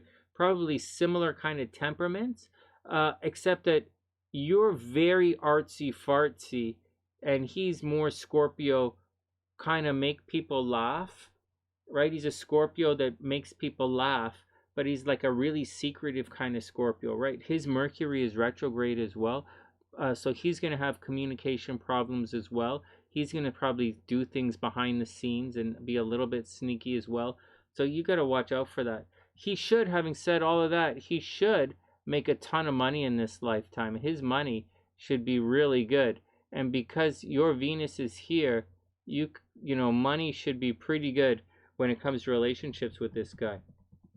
All right, but let's look at the juice. Hey Michelle, what's up? I hope you're having a wonderful day.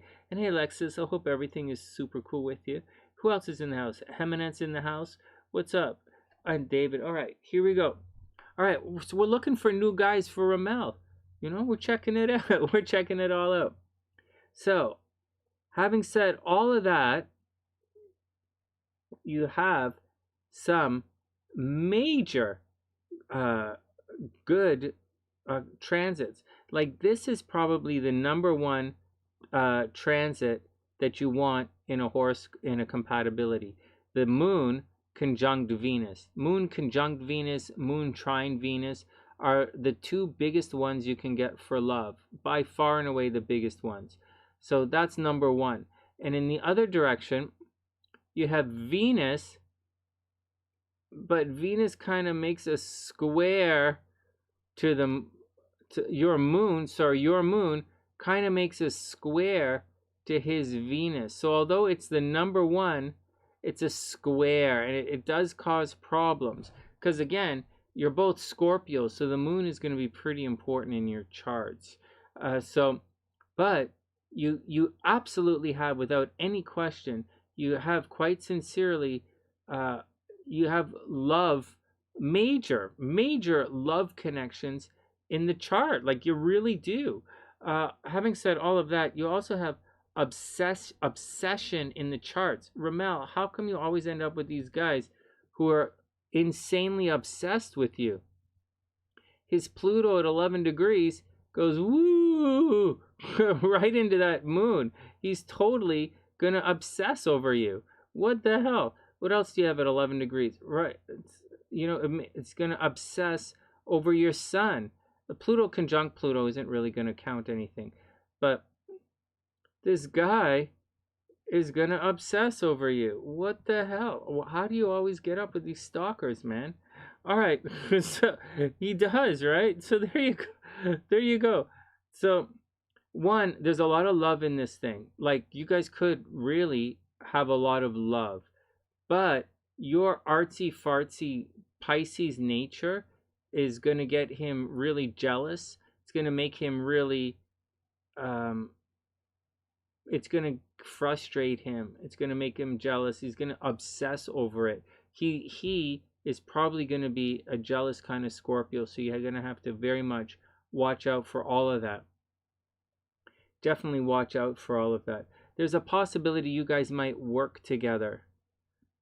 Right, RomaL? You guys might work together. You might meet at the office, or you might work together. You might just work together. You know, it's that simple. You are going to have all this stuff behind the scenes together. So you guys might get into a secret relationship.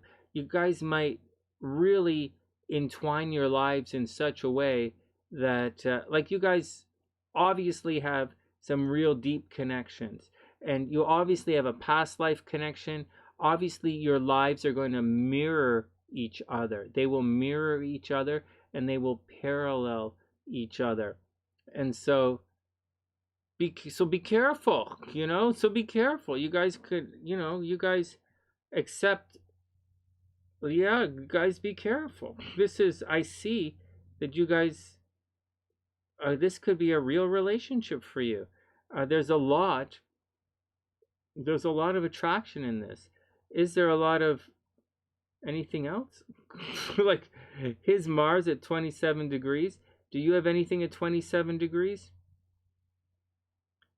Your Juno, well, maybe he can see you as your Saturn. Well, you guys could probably be disciplined. You guys could probably work together quite well, actually. You guys could probably work together quite well. A lot of discipline, a lot of get things done. I would see, I don't see a lot of sex in this relationship, guys. I see the Marses conjunct each other. I guess that's a lot of sex. I don't see like the Mars Venus thing, or Venus anything a thing, right? Venus 22 degrees. Like, you have the Venus moon, but that's really it, right? But you do have moon Venus in both directions. So it's kind of, so I don't know. You know, I'll tell you what I say. It seems like there's a lot of love in this relationship. I think you guys somehow met each other, and it could have been a lot of fun. I see you guys, there's a strong possibility you guys will end up working together if you want to work together. I think you guys have a lot of karmic similarities, a lot. And you're going to go through similar timing and similar events in this lifetime. Because he's horny as can be. Yeah, well, he's definitely a Scorpio. He's definitely he's definitely young and horny, right? But the it's funny. Well, I do see a lot of romance, right? I see there's a possibility for sex, whatever. It's like South Node, yeah. A lot of romance. Yeah, you know, if there was only one thing I would watch out for, RomaL, is I'd watch out that the communication doesn't always happen. You know, you both have Mercury retrograde, and you both have Mercury retrograde behind your sun. So so for both of you guys, as long as you guys have to talk it out. You guys are going to have to be able to talk things out, cuz you guys don't always talk it out. You both have retrograde Mercury, so you got to figure it out. They both have it. Yeah, you both have it. So are they twin flames or soulmates? Well, I think they're twin flames working towards bedmates, working towards bunkmates. So definitely get a car with a back seat. That's what I say. I say they're definitely twin flames I'd say they're definitely twin flames. I say there's attraction here. Twin flames looking for something with a back seat. That's what I say. Definitely spicy. Definitely spicy. A little communication problems. All right, next. I like him. But I like Scorpios. I like him. Okay, you guys ready? You guys make me like it spicy. You guys spicy. Whatever. You guys make me laugh. Do you guys know why I'm laughing so much when you say spicy?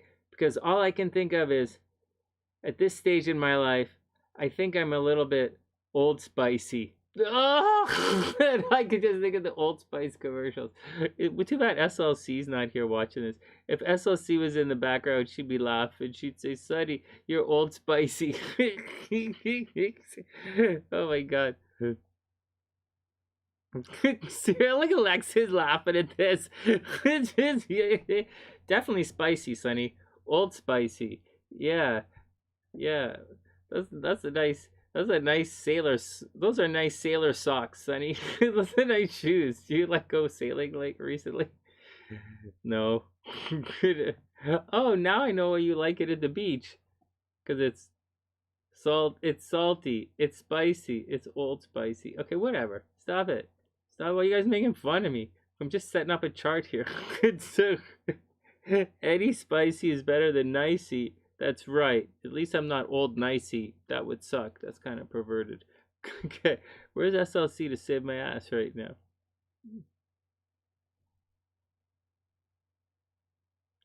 Okay, hold up.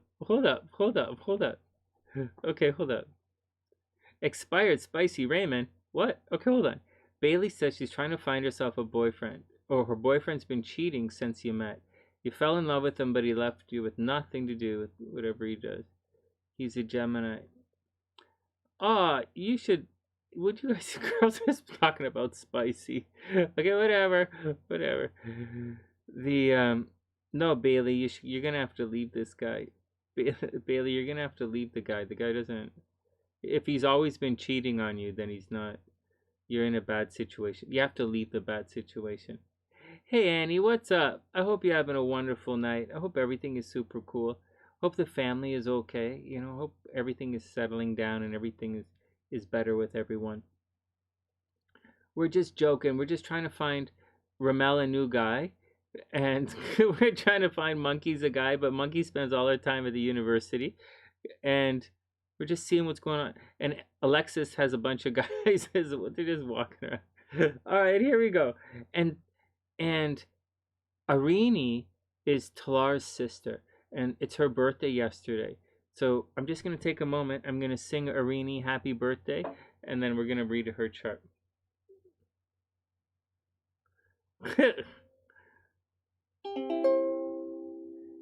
Happy birthday to you. Happy birthday to you. Happy birthday. Happy birthday, Areny. I'm not doing the chords properly.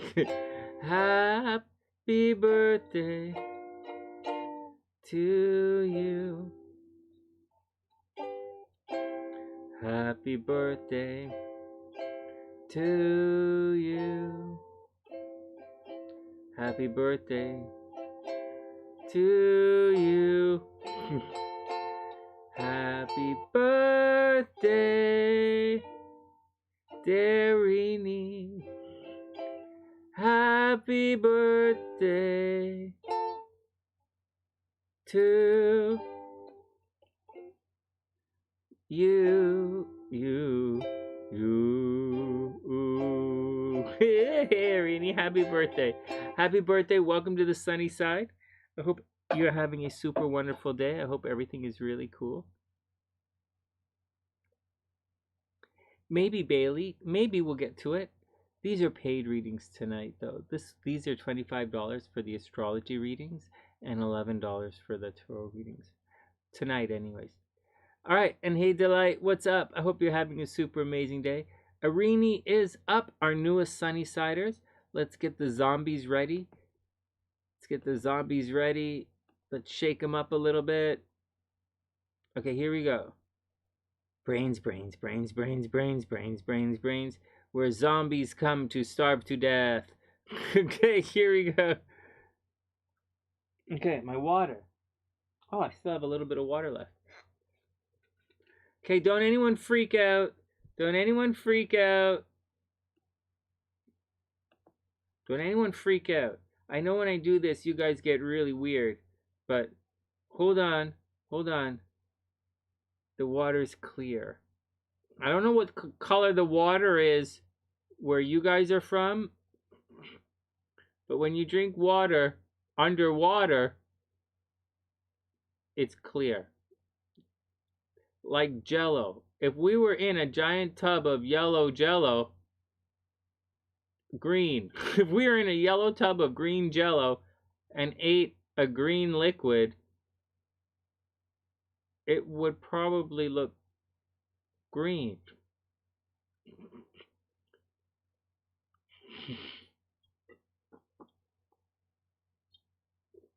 I don't know what color the water is in your world, but here the water is clear. Don't anybody freak out. Oh my God, the water is clear.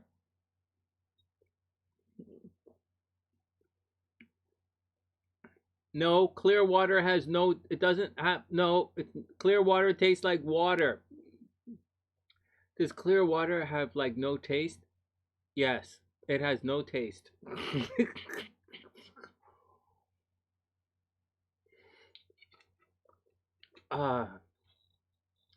Thanks, Annie. Chasing hot springs and waterfalls for fears of drowning. I'm gonna drown without knowing love. Who is this love? Does he like? Is he cool? What is this? Okay, enough. We'll get back to the stuff. Thanks, Annie. I really appreciate that. Okay, enough. I'm just being goofing around. I'm really tired tonight. It's Mars in the 5th house. Why is it that I? Excuse me.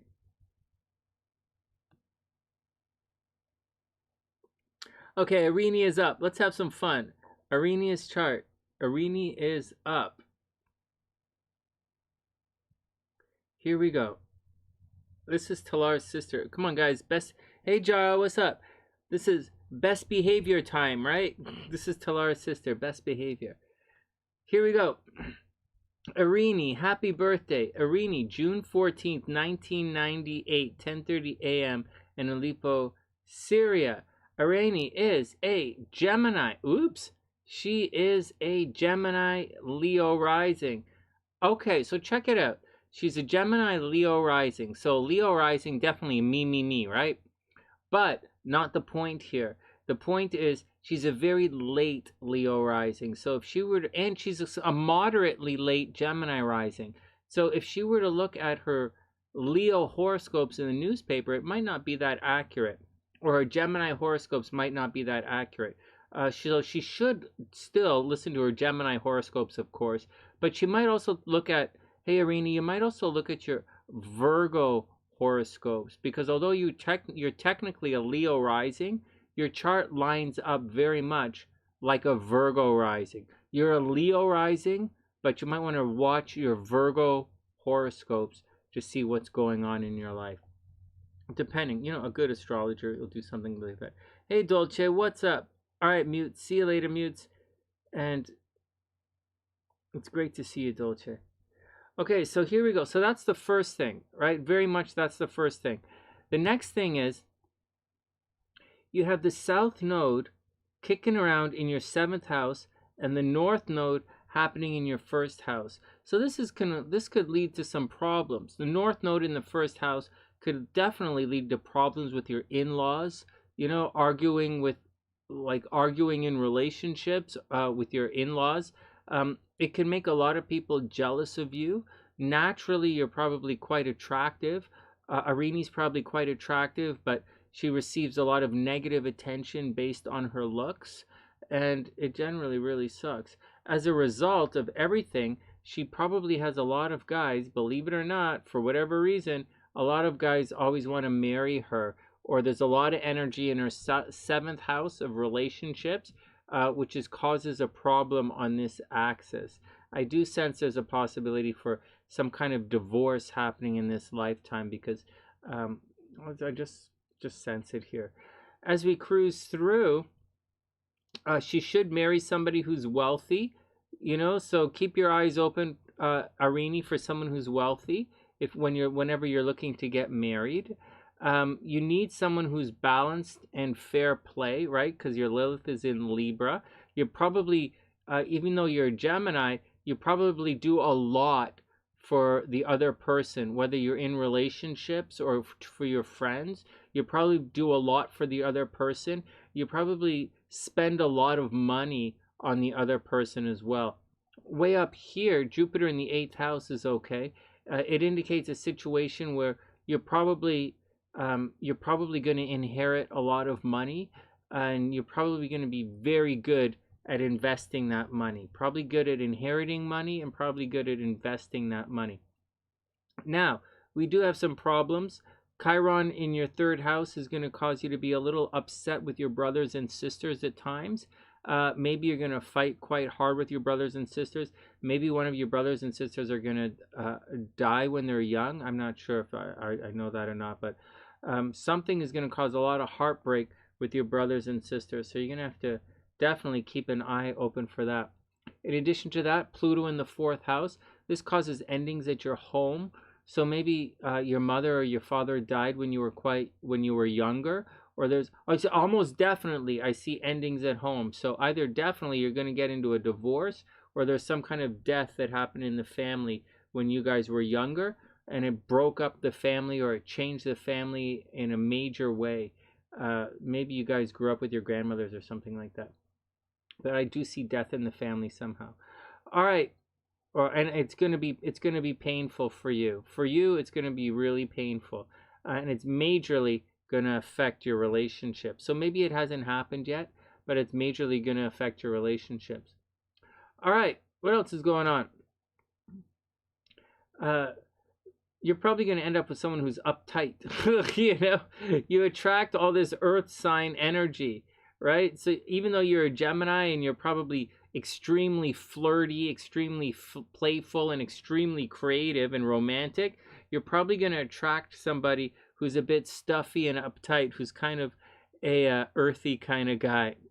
Hey, Amnesia, what's up? I hope you're having a wonderful day.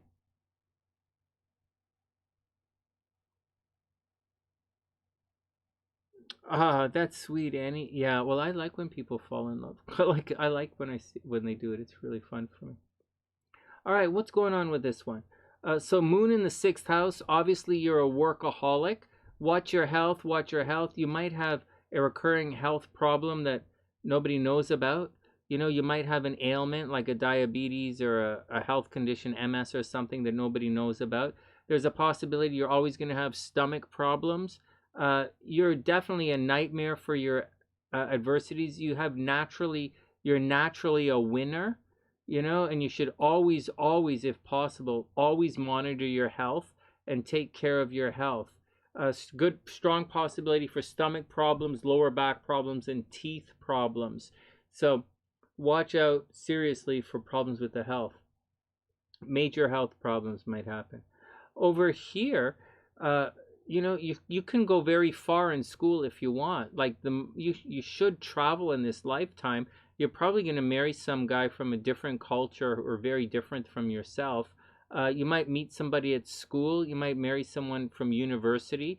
You could work at a university if you wanted to, or you could work in the travel industry if you wanted to, or Taurus, you know, taking care of other people's money.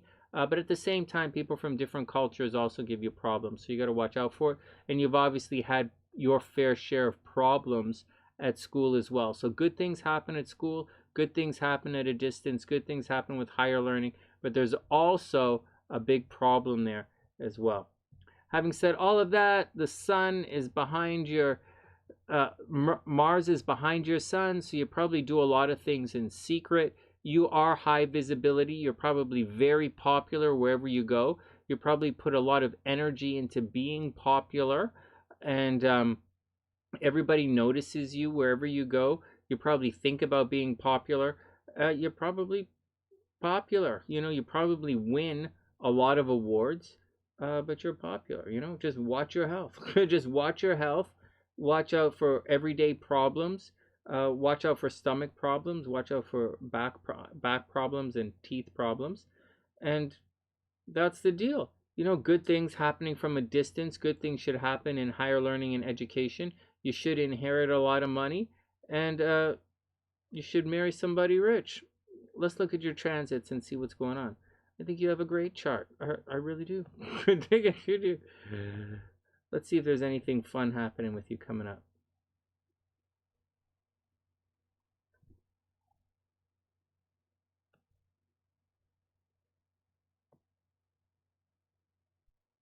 She's the bubbly sister.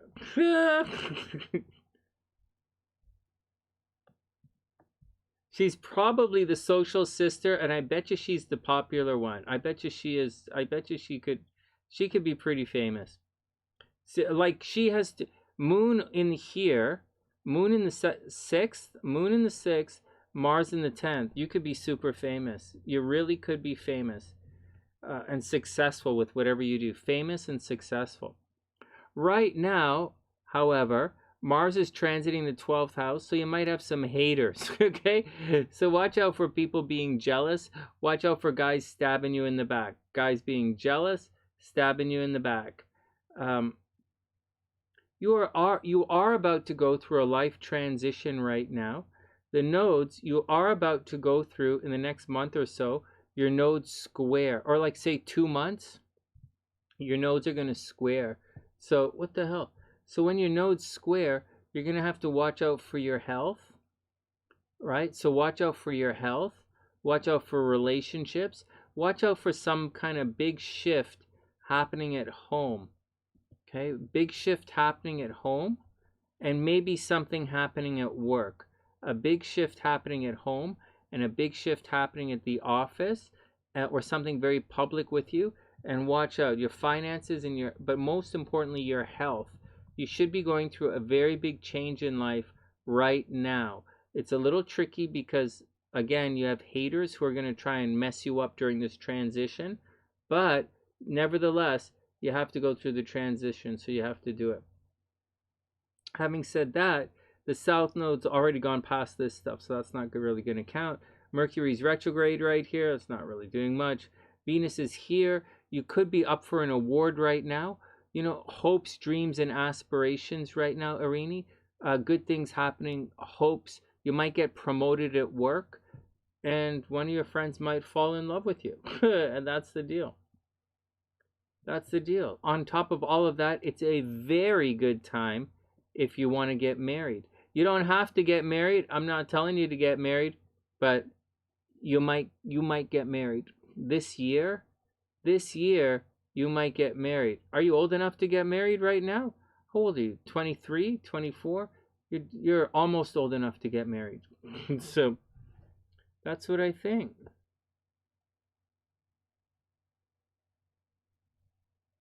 You're 23, almost time to get married. Stomach problems happened. It's not because of the Virgo. It's not because of the Virgo or the Aquarius. I'll explain that to you another time. But having the moon in the 6th, it's the moon. The moon causes, in the 6th house, causes stomach problems because the moon, right? The moon causes stomach problems. So the moon, the lower back, and the teeth, that's all moon in the 6th house, not because of the signs that they're in.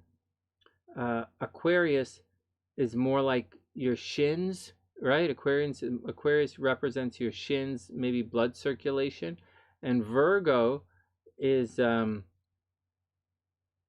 like lower back, like lower back, you know, above your kidneys, you know, not really your stomach. Your intestines is kind of Virgo. Cancer is your stomach, right? So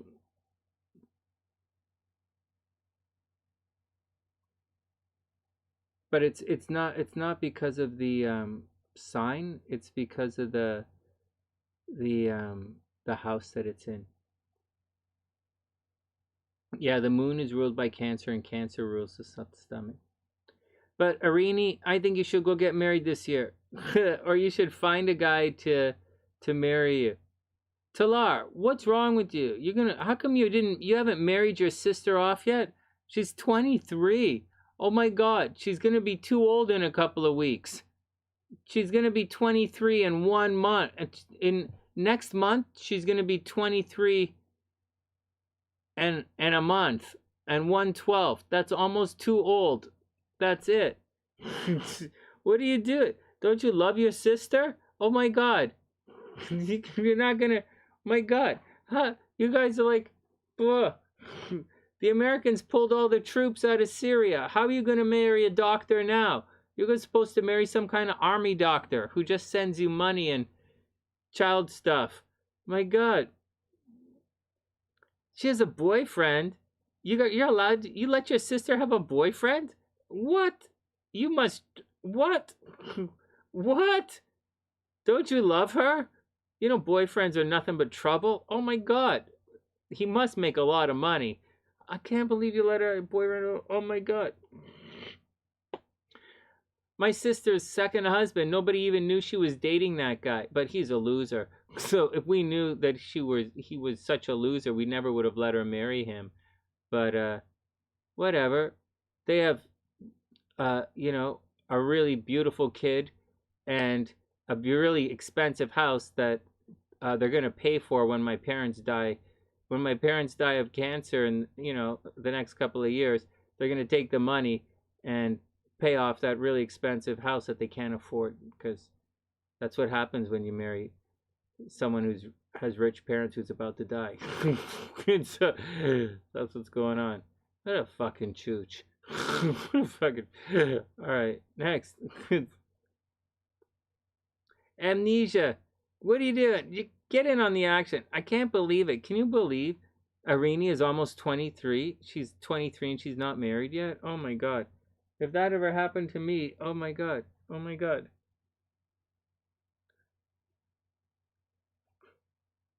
You'd have to go. I'd be still in school. I'd still be in school. I'd be studying nursing. I'd be studying nursing. I'd be like, seriously. I'd be studying, or something that, I don't know. I'd be hanging out at the med school. I'd be hanging out at the med school doing something. I'd be working at the coffee shop at the med school. If I was single, I'd be playing guitar and singing songs outside of the med school. That's what I would. Yeah, but Hellbeast, you're a player. You don't count. You don't count. You can. Come on, Hellbeast. You could barely make it through a metal detector. What are you talking about? So you're like, and Talar's 26 and single. What?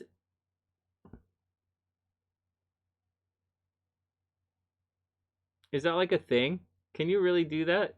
She's doing well. All right, all right, all right, all right, all right. Well, Areny, I appreciate you, and I totally adore your story, but I don't want. I want monkeys and RomaL. I want monkeys and RomaL and Alexis to stay away from you guys, because you guys apparently don't want to get married anymore. And these kids, look at Amnesia, got married at 21. So, man, I was thinking about getting married at 21. I stayed in school though. That was probably a bad idea. Okay.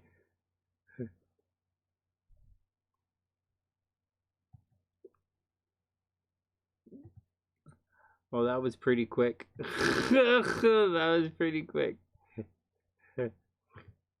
Oh, you guys are making me laugh. Oh. Oh my God. Hey, did you see that message that guy left? That was funny. No. It was a bad idea. You know what? We're almost done because I'm really tired and I have to book out. I had a long day today and I'm going to have long days this week. But you know what? I'm just joking, obviously, right? But I want to say something about, okay, and there are timestamps for everybody. Shit, I didn't put Talar's sister's timestamp in there. Hold on. Let's say 2:10. You know what, guys? I'm really a nester, you know? I just want to say this, my 2 cents on this, and then we'll get out of here. You know, and timestamps are in the description box for everybody. You know, I know it's tough. I know it's tough. I also don't get it. I know what it's like to the dry spell. Believe it or not, I know what it's like to be single for a long time. Or it's not that I was single for so long. It's that, and I wasn't overly picky either. I wasn't being I wasn't like being picky or being this or being that or peculiar or being high maintenance or anything. And I did have a lot of opportunity because I was playing my sax at these clubs in Vancouver all the time. So I had lots of opportunity and I met lots and lots of people. The problem was, one, I didn't make a lot of money, so I didn't want to go out and spend money on people. That's the first thing. I didn't want to date because I didn't want to spend my money on dates. I had been divorced, I'd been in financial trouble, and I worked really hard. I worked 7 days a week, and I didn't really want to spend my money on other people. And so that's a big one. So for me to go out with somebody, I would have to really want to get to know what was going on for me to spend any money on them. I really didn't want to do it.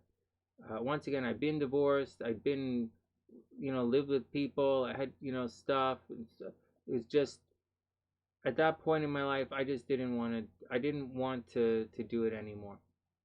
I also didn't think it was worth it. I didn't really think, um, like I was in my routine, and I was quite happy with my routine. And it would have been nice if I met someone, but I have to meet someone who could fit into my lifestyle, and or I'd have to throw it all away, right? And I worked really hard to get to where I was in life. And for me to throw it all away would have to take someone extremely special.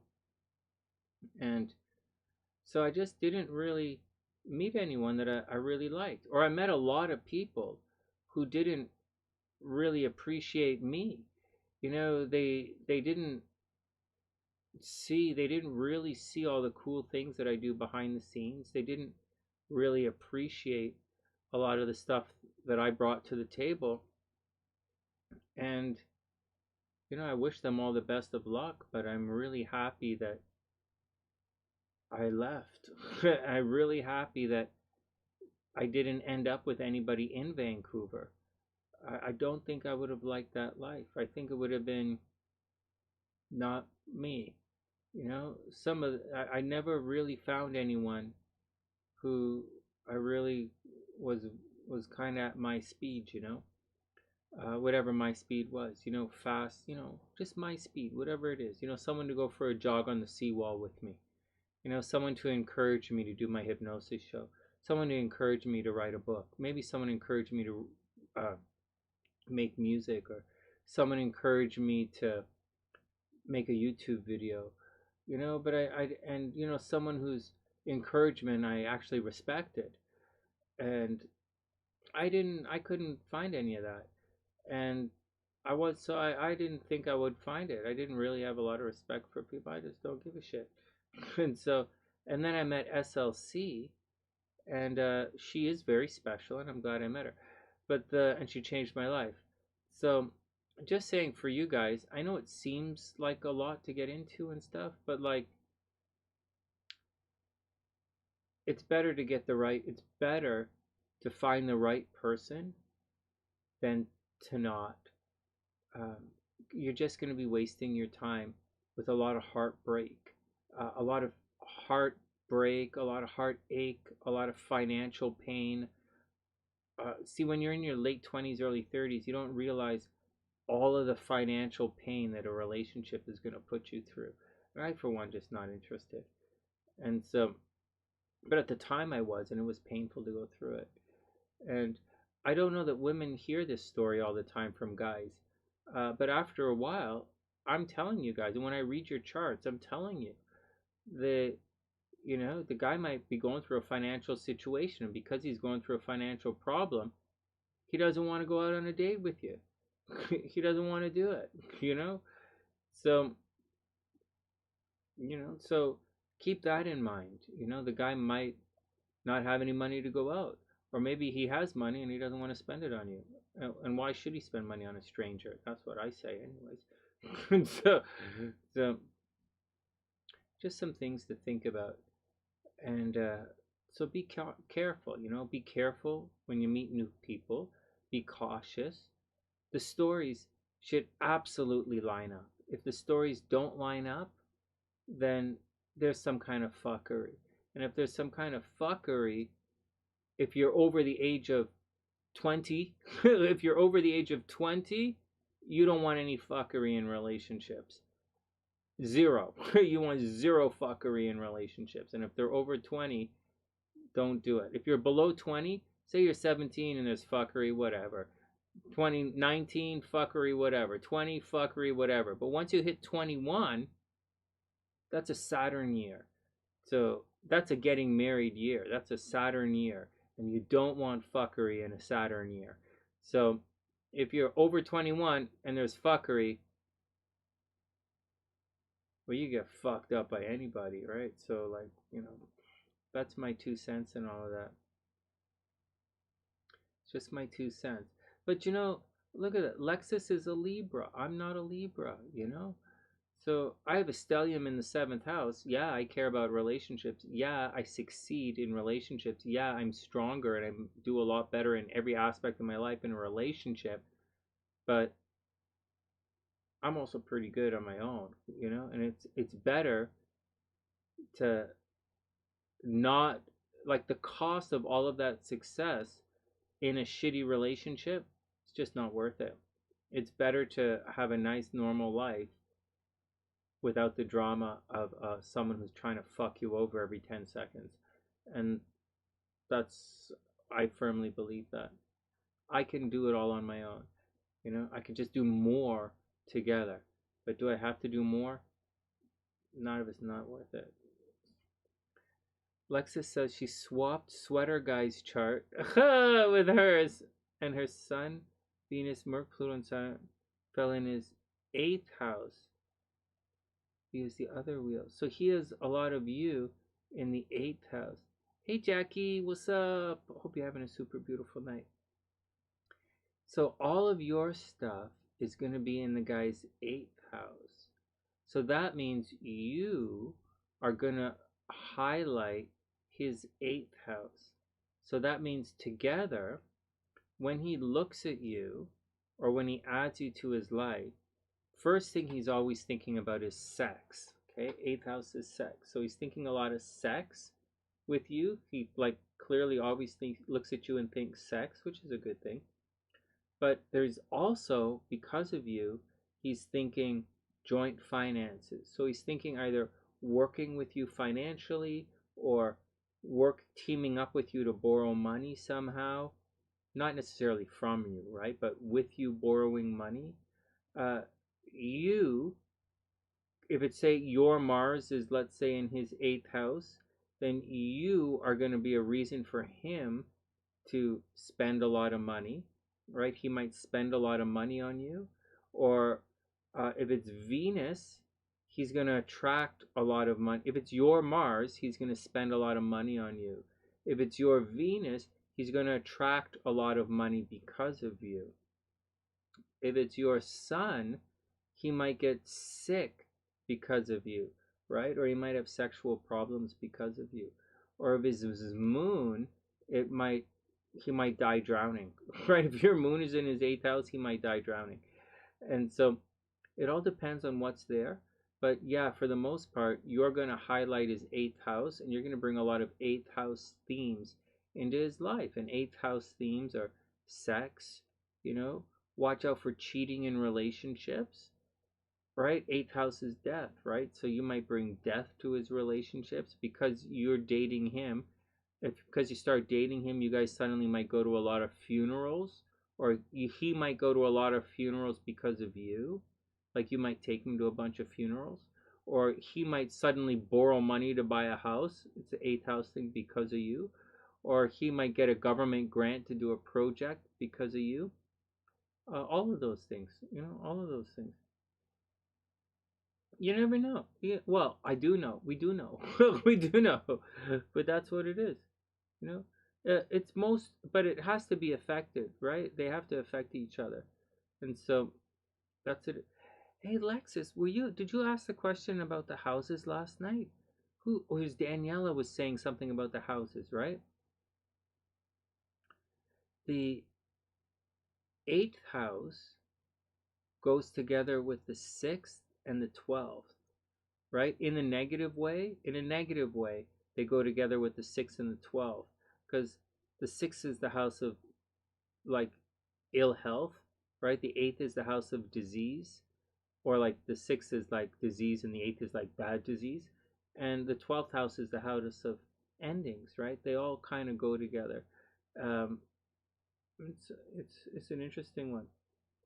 It was, I think it was Daniela was saying, she was saying the third house. You see, there's a misconception that's going on, and I didn't bring it up. I wasn't ready for the questions last night. I've been tired these days. There are people walking around on Twitter saying, and Instagram saying, the third house works well with, say, the 11th house and the eighth house, because, or not the eighth house, the third house and the seventh house, 3, 7, and 8, or 3, 7, and 11, because, or sorry, that's not why. They were saying, that's not what they were saying. They were saying 3, uh, all the mutable signs, right? So Gemini, Pisces, so 3, 12, right? I think she was saying 3, 12, 6, and 9 were all the houses, right? I'll say this again for you guys. 3, 12, 6, and 9, right? All of the mutable houses. And I've seen this happening. I've seen this played out a number of times in the last couple of months on Twitter, where they're saying everything that, there's a full moon in Gemini right now. So for all the mutable signs, look for good things to happen. That's what they're saying. That's like a quote. But I'm warning you guys, that's not the way to look at it. It's actually wrong.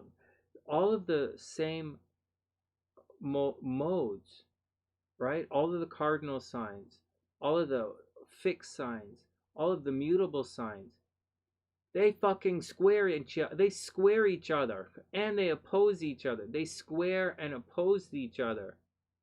We have countless examples every single night right here on the Sunny Side live late night tarot, the late night astrology show that we do here. So, night after night, we show that signs that square each other don't jive. They cause problems. So you can't say all mutable signs are suddenly lucky, because Venus is going to square your sun is not that fucking lucky. Jupiter squaring your sun is not that fucking lucky. Mars having an eclipse directly square your sun is awfully not fucking lucky. And so, actually, I think the mutable signs are very unfucking lucky right now. To have the North Node or to have the South Node transit your sun, it's just fucking, it's fucking stupid to even think that that's a good thing. It's like it's the forces of darkness are crossing the light. Anyways, be cautious. Some of the things can be auspicious that they talk about, but the other stuff is definitely, it's not. You can't have. How many times has Michael married a Pisces and got divorced? No, Michael's is a Pisces. How many times did Michael marry a Sagittarius and have to divorce them? Like every time. Or how many times does Sonia end up kissing a Scorpio and the Scorpio's like totally addicted to her and he can't get rid of her? Like every single time. So you guys got to watch out for some of these. Be careful. Sometimes the squares really work, right? You want some squares in a relationship. You really do. You also want a little bit of Saturn in there as well. But you don't want, like, just be careful. Anyways, that's what was going on with the house signs. Having said that, the angles are very strong in your chart. First, 7th, 10th, and fourth houses are very big in your chart. You know, the trines are very big, you know, 1, 5, 9, whatever. We'll talk about that another time. Anyways, we'll talk about that another time. I got a book out. I hope everyone had a super amazing night. I hope we learned a little bit. I hope everybody is cool. Don't be in any rush to get married, guys. Just don't. Just take it easy. There's a fine line between passion. You have to act with passion, right? Or else, if you don't act with passion, there's no relationship. You know, I'm a very big believer that what happens at the very beginning of a relationship sets a template for the relationship. So you have to kiss as soon as possible. If you want to kiss a lot in relationships, kiss soon. If you want to do whatever you want to do in a relationship, do it soon, and do it forever. If you want to say I love you a lot in relationships, say it soon, and say it a lot, and say it forever. If you want to kiss in relationships, you know, grab each other's ass, do it soon, do it a lot, do it forever. If you're going to hold each other's hands, do it soon, do it a lot, and hold each other's hands forever. If you want to start off cold in a relationship and a little shy, then you're going to do it a lot. So whatever you do, take control of your relationships. And I'll say it again, whatever you do, if it's important, treat it like it's important. Do it soon, do it a lot, and do it forever. And don't stop doing it just because you get married, because that kind of like sucks. And really don't stop doing it just because you move in together, because that's mean. that's almost abusive. All right, everybody. All right, Amnesia, be cool. Everybody be cool. I'm getting tired as well. I wish everyone a super amazing night. I wish everyone the absolute best of a super beautiful night. And I'll see you guys soon. Have a wonderful night, guys. Thanks for the support. Hope everyone has a wonderful night. And I'll see you guys on Wednesday.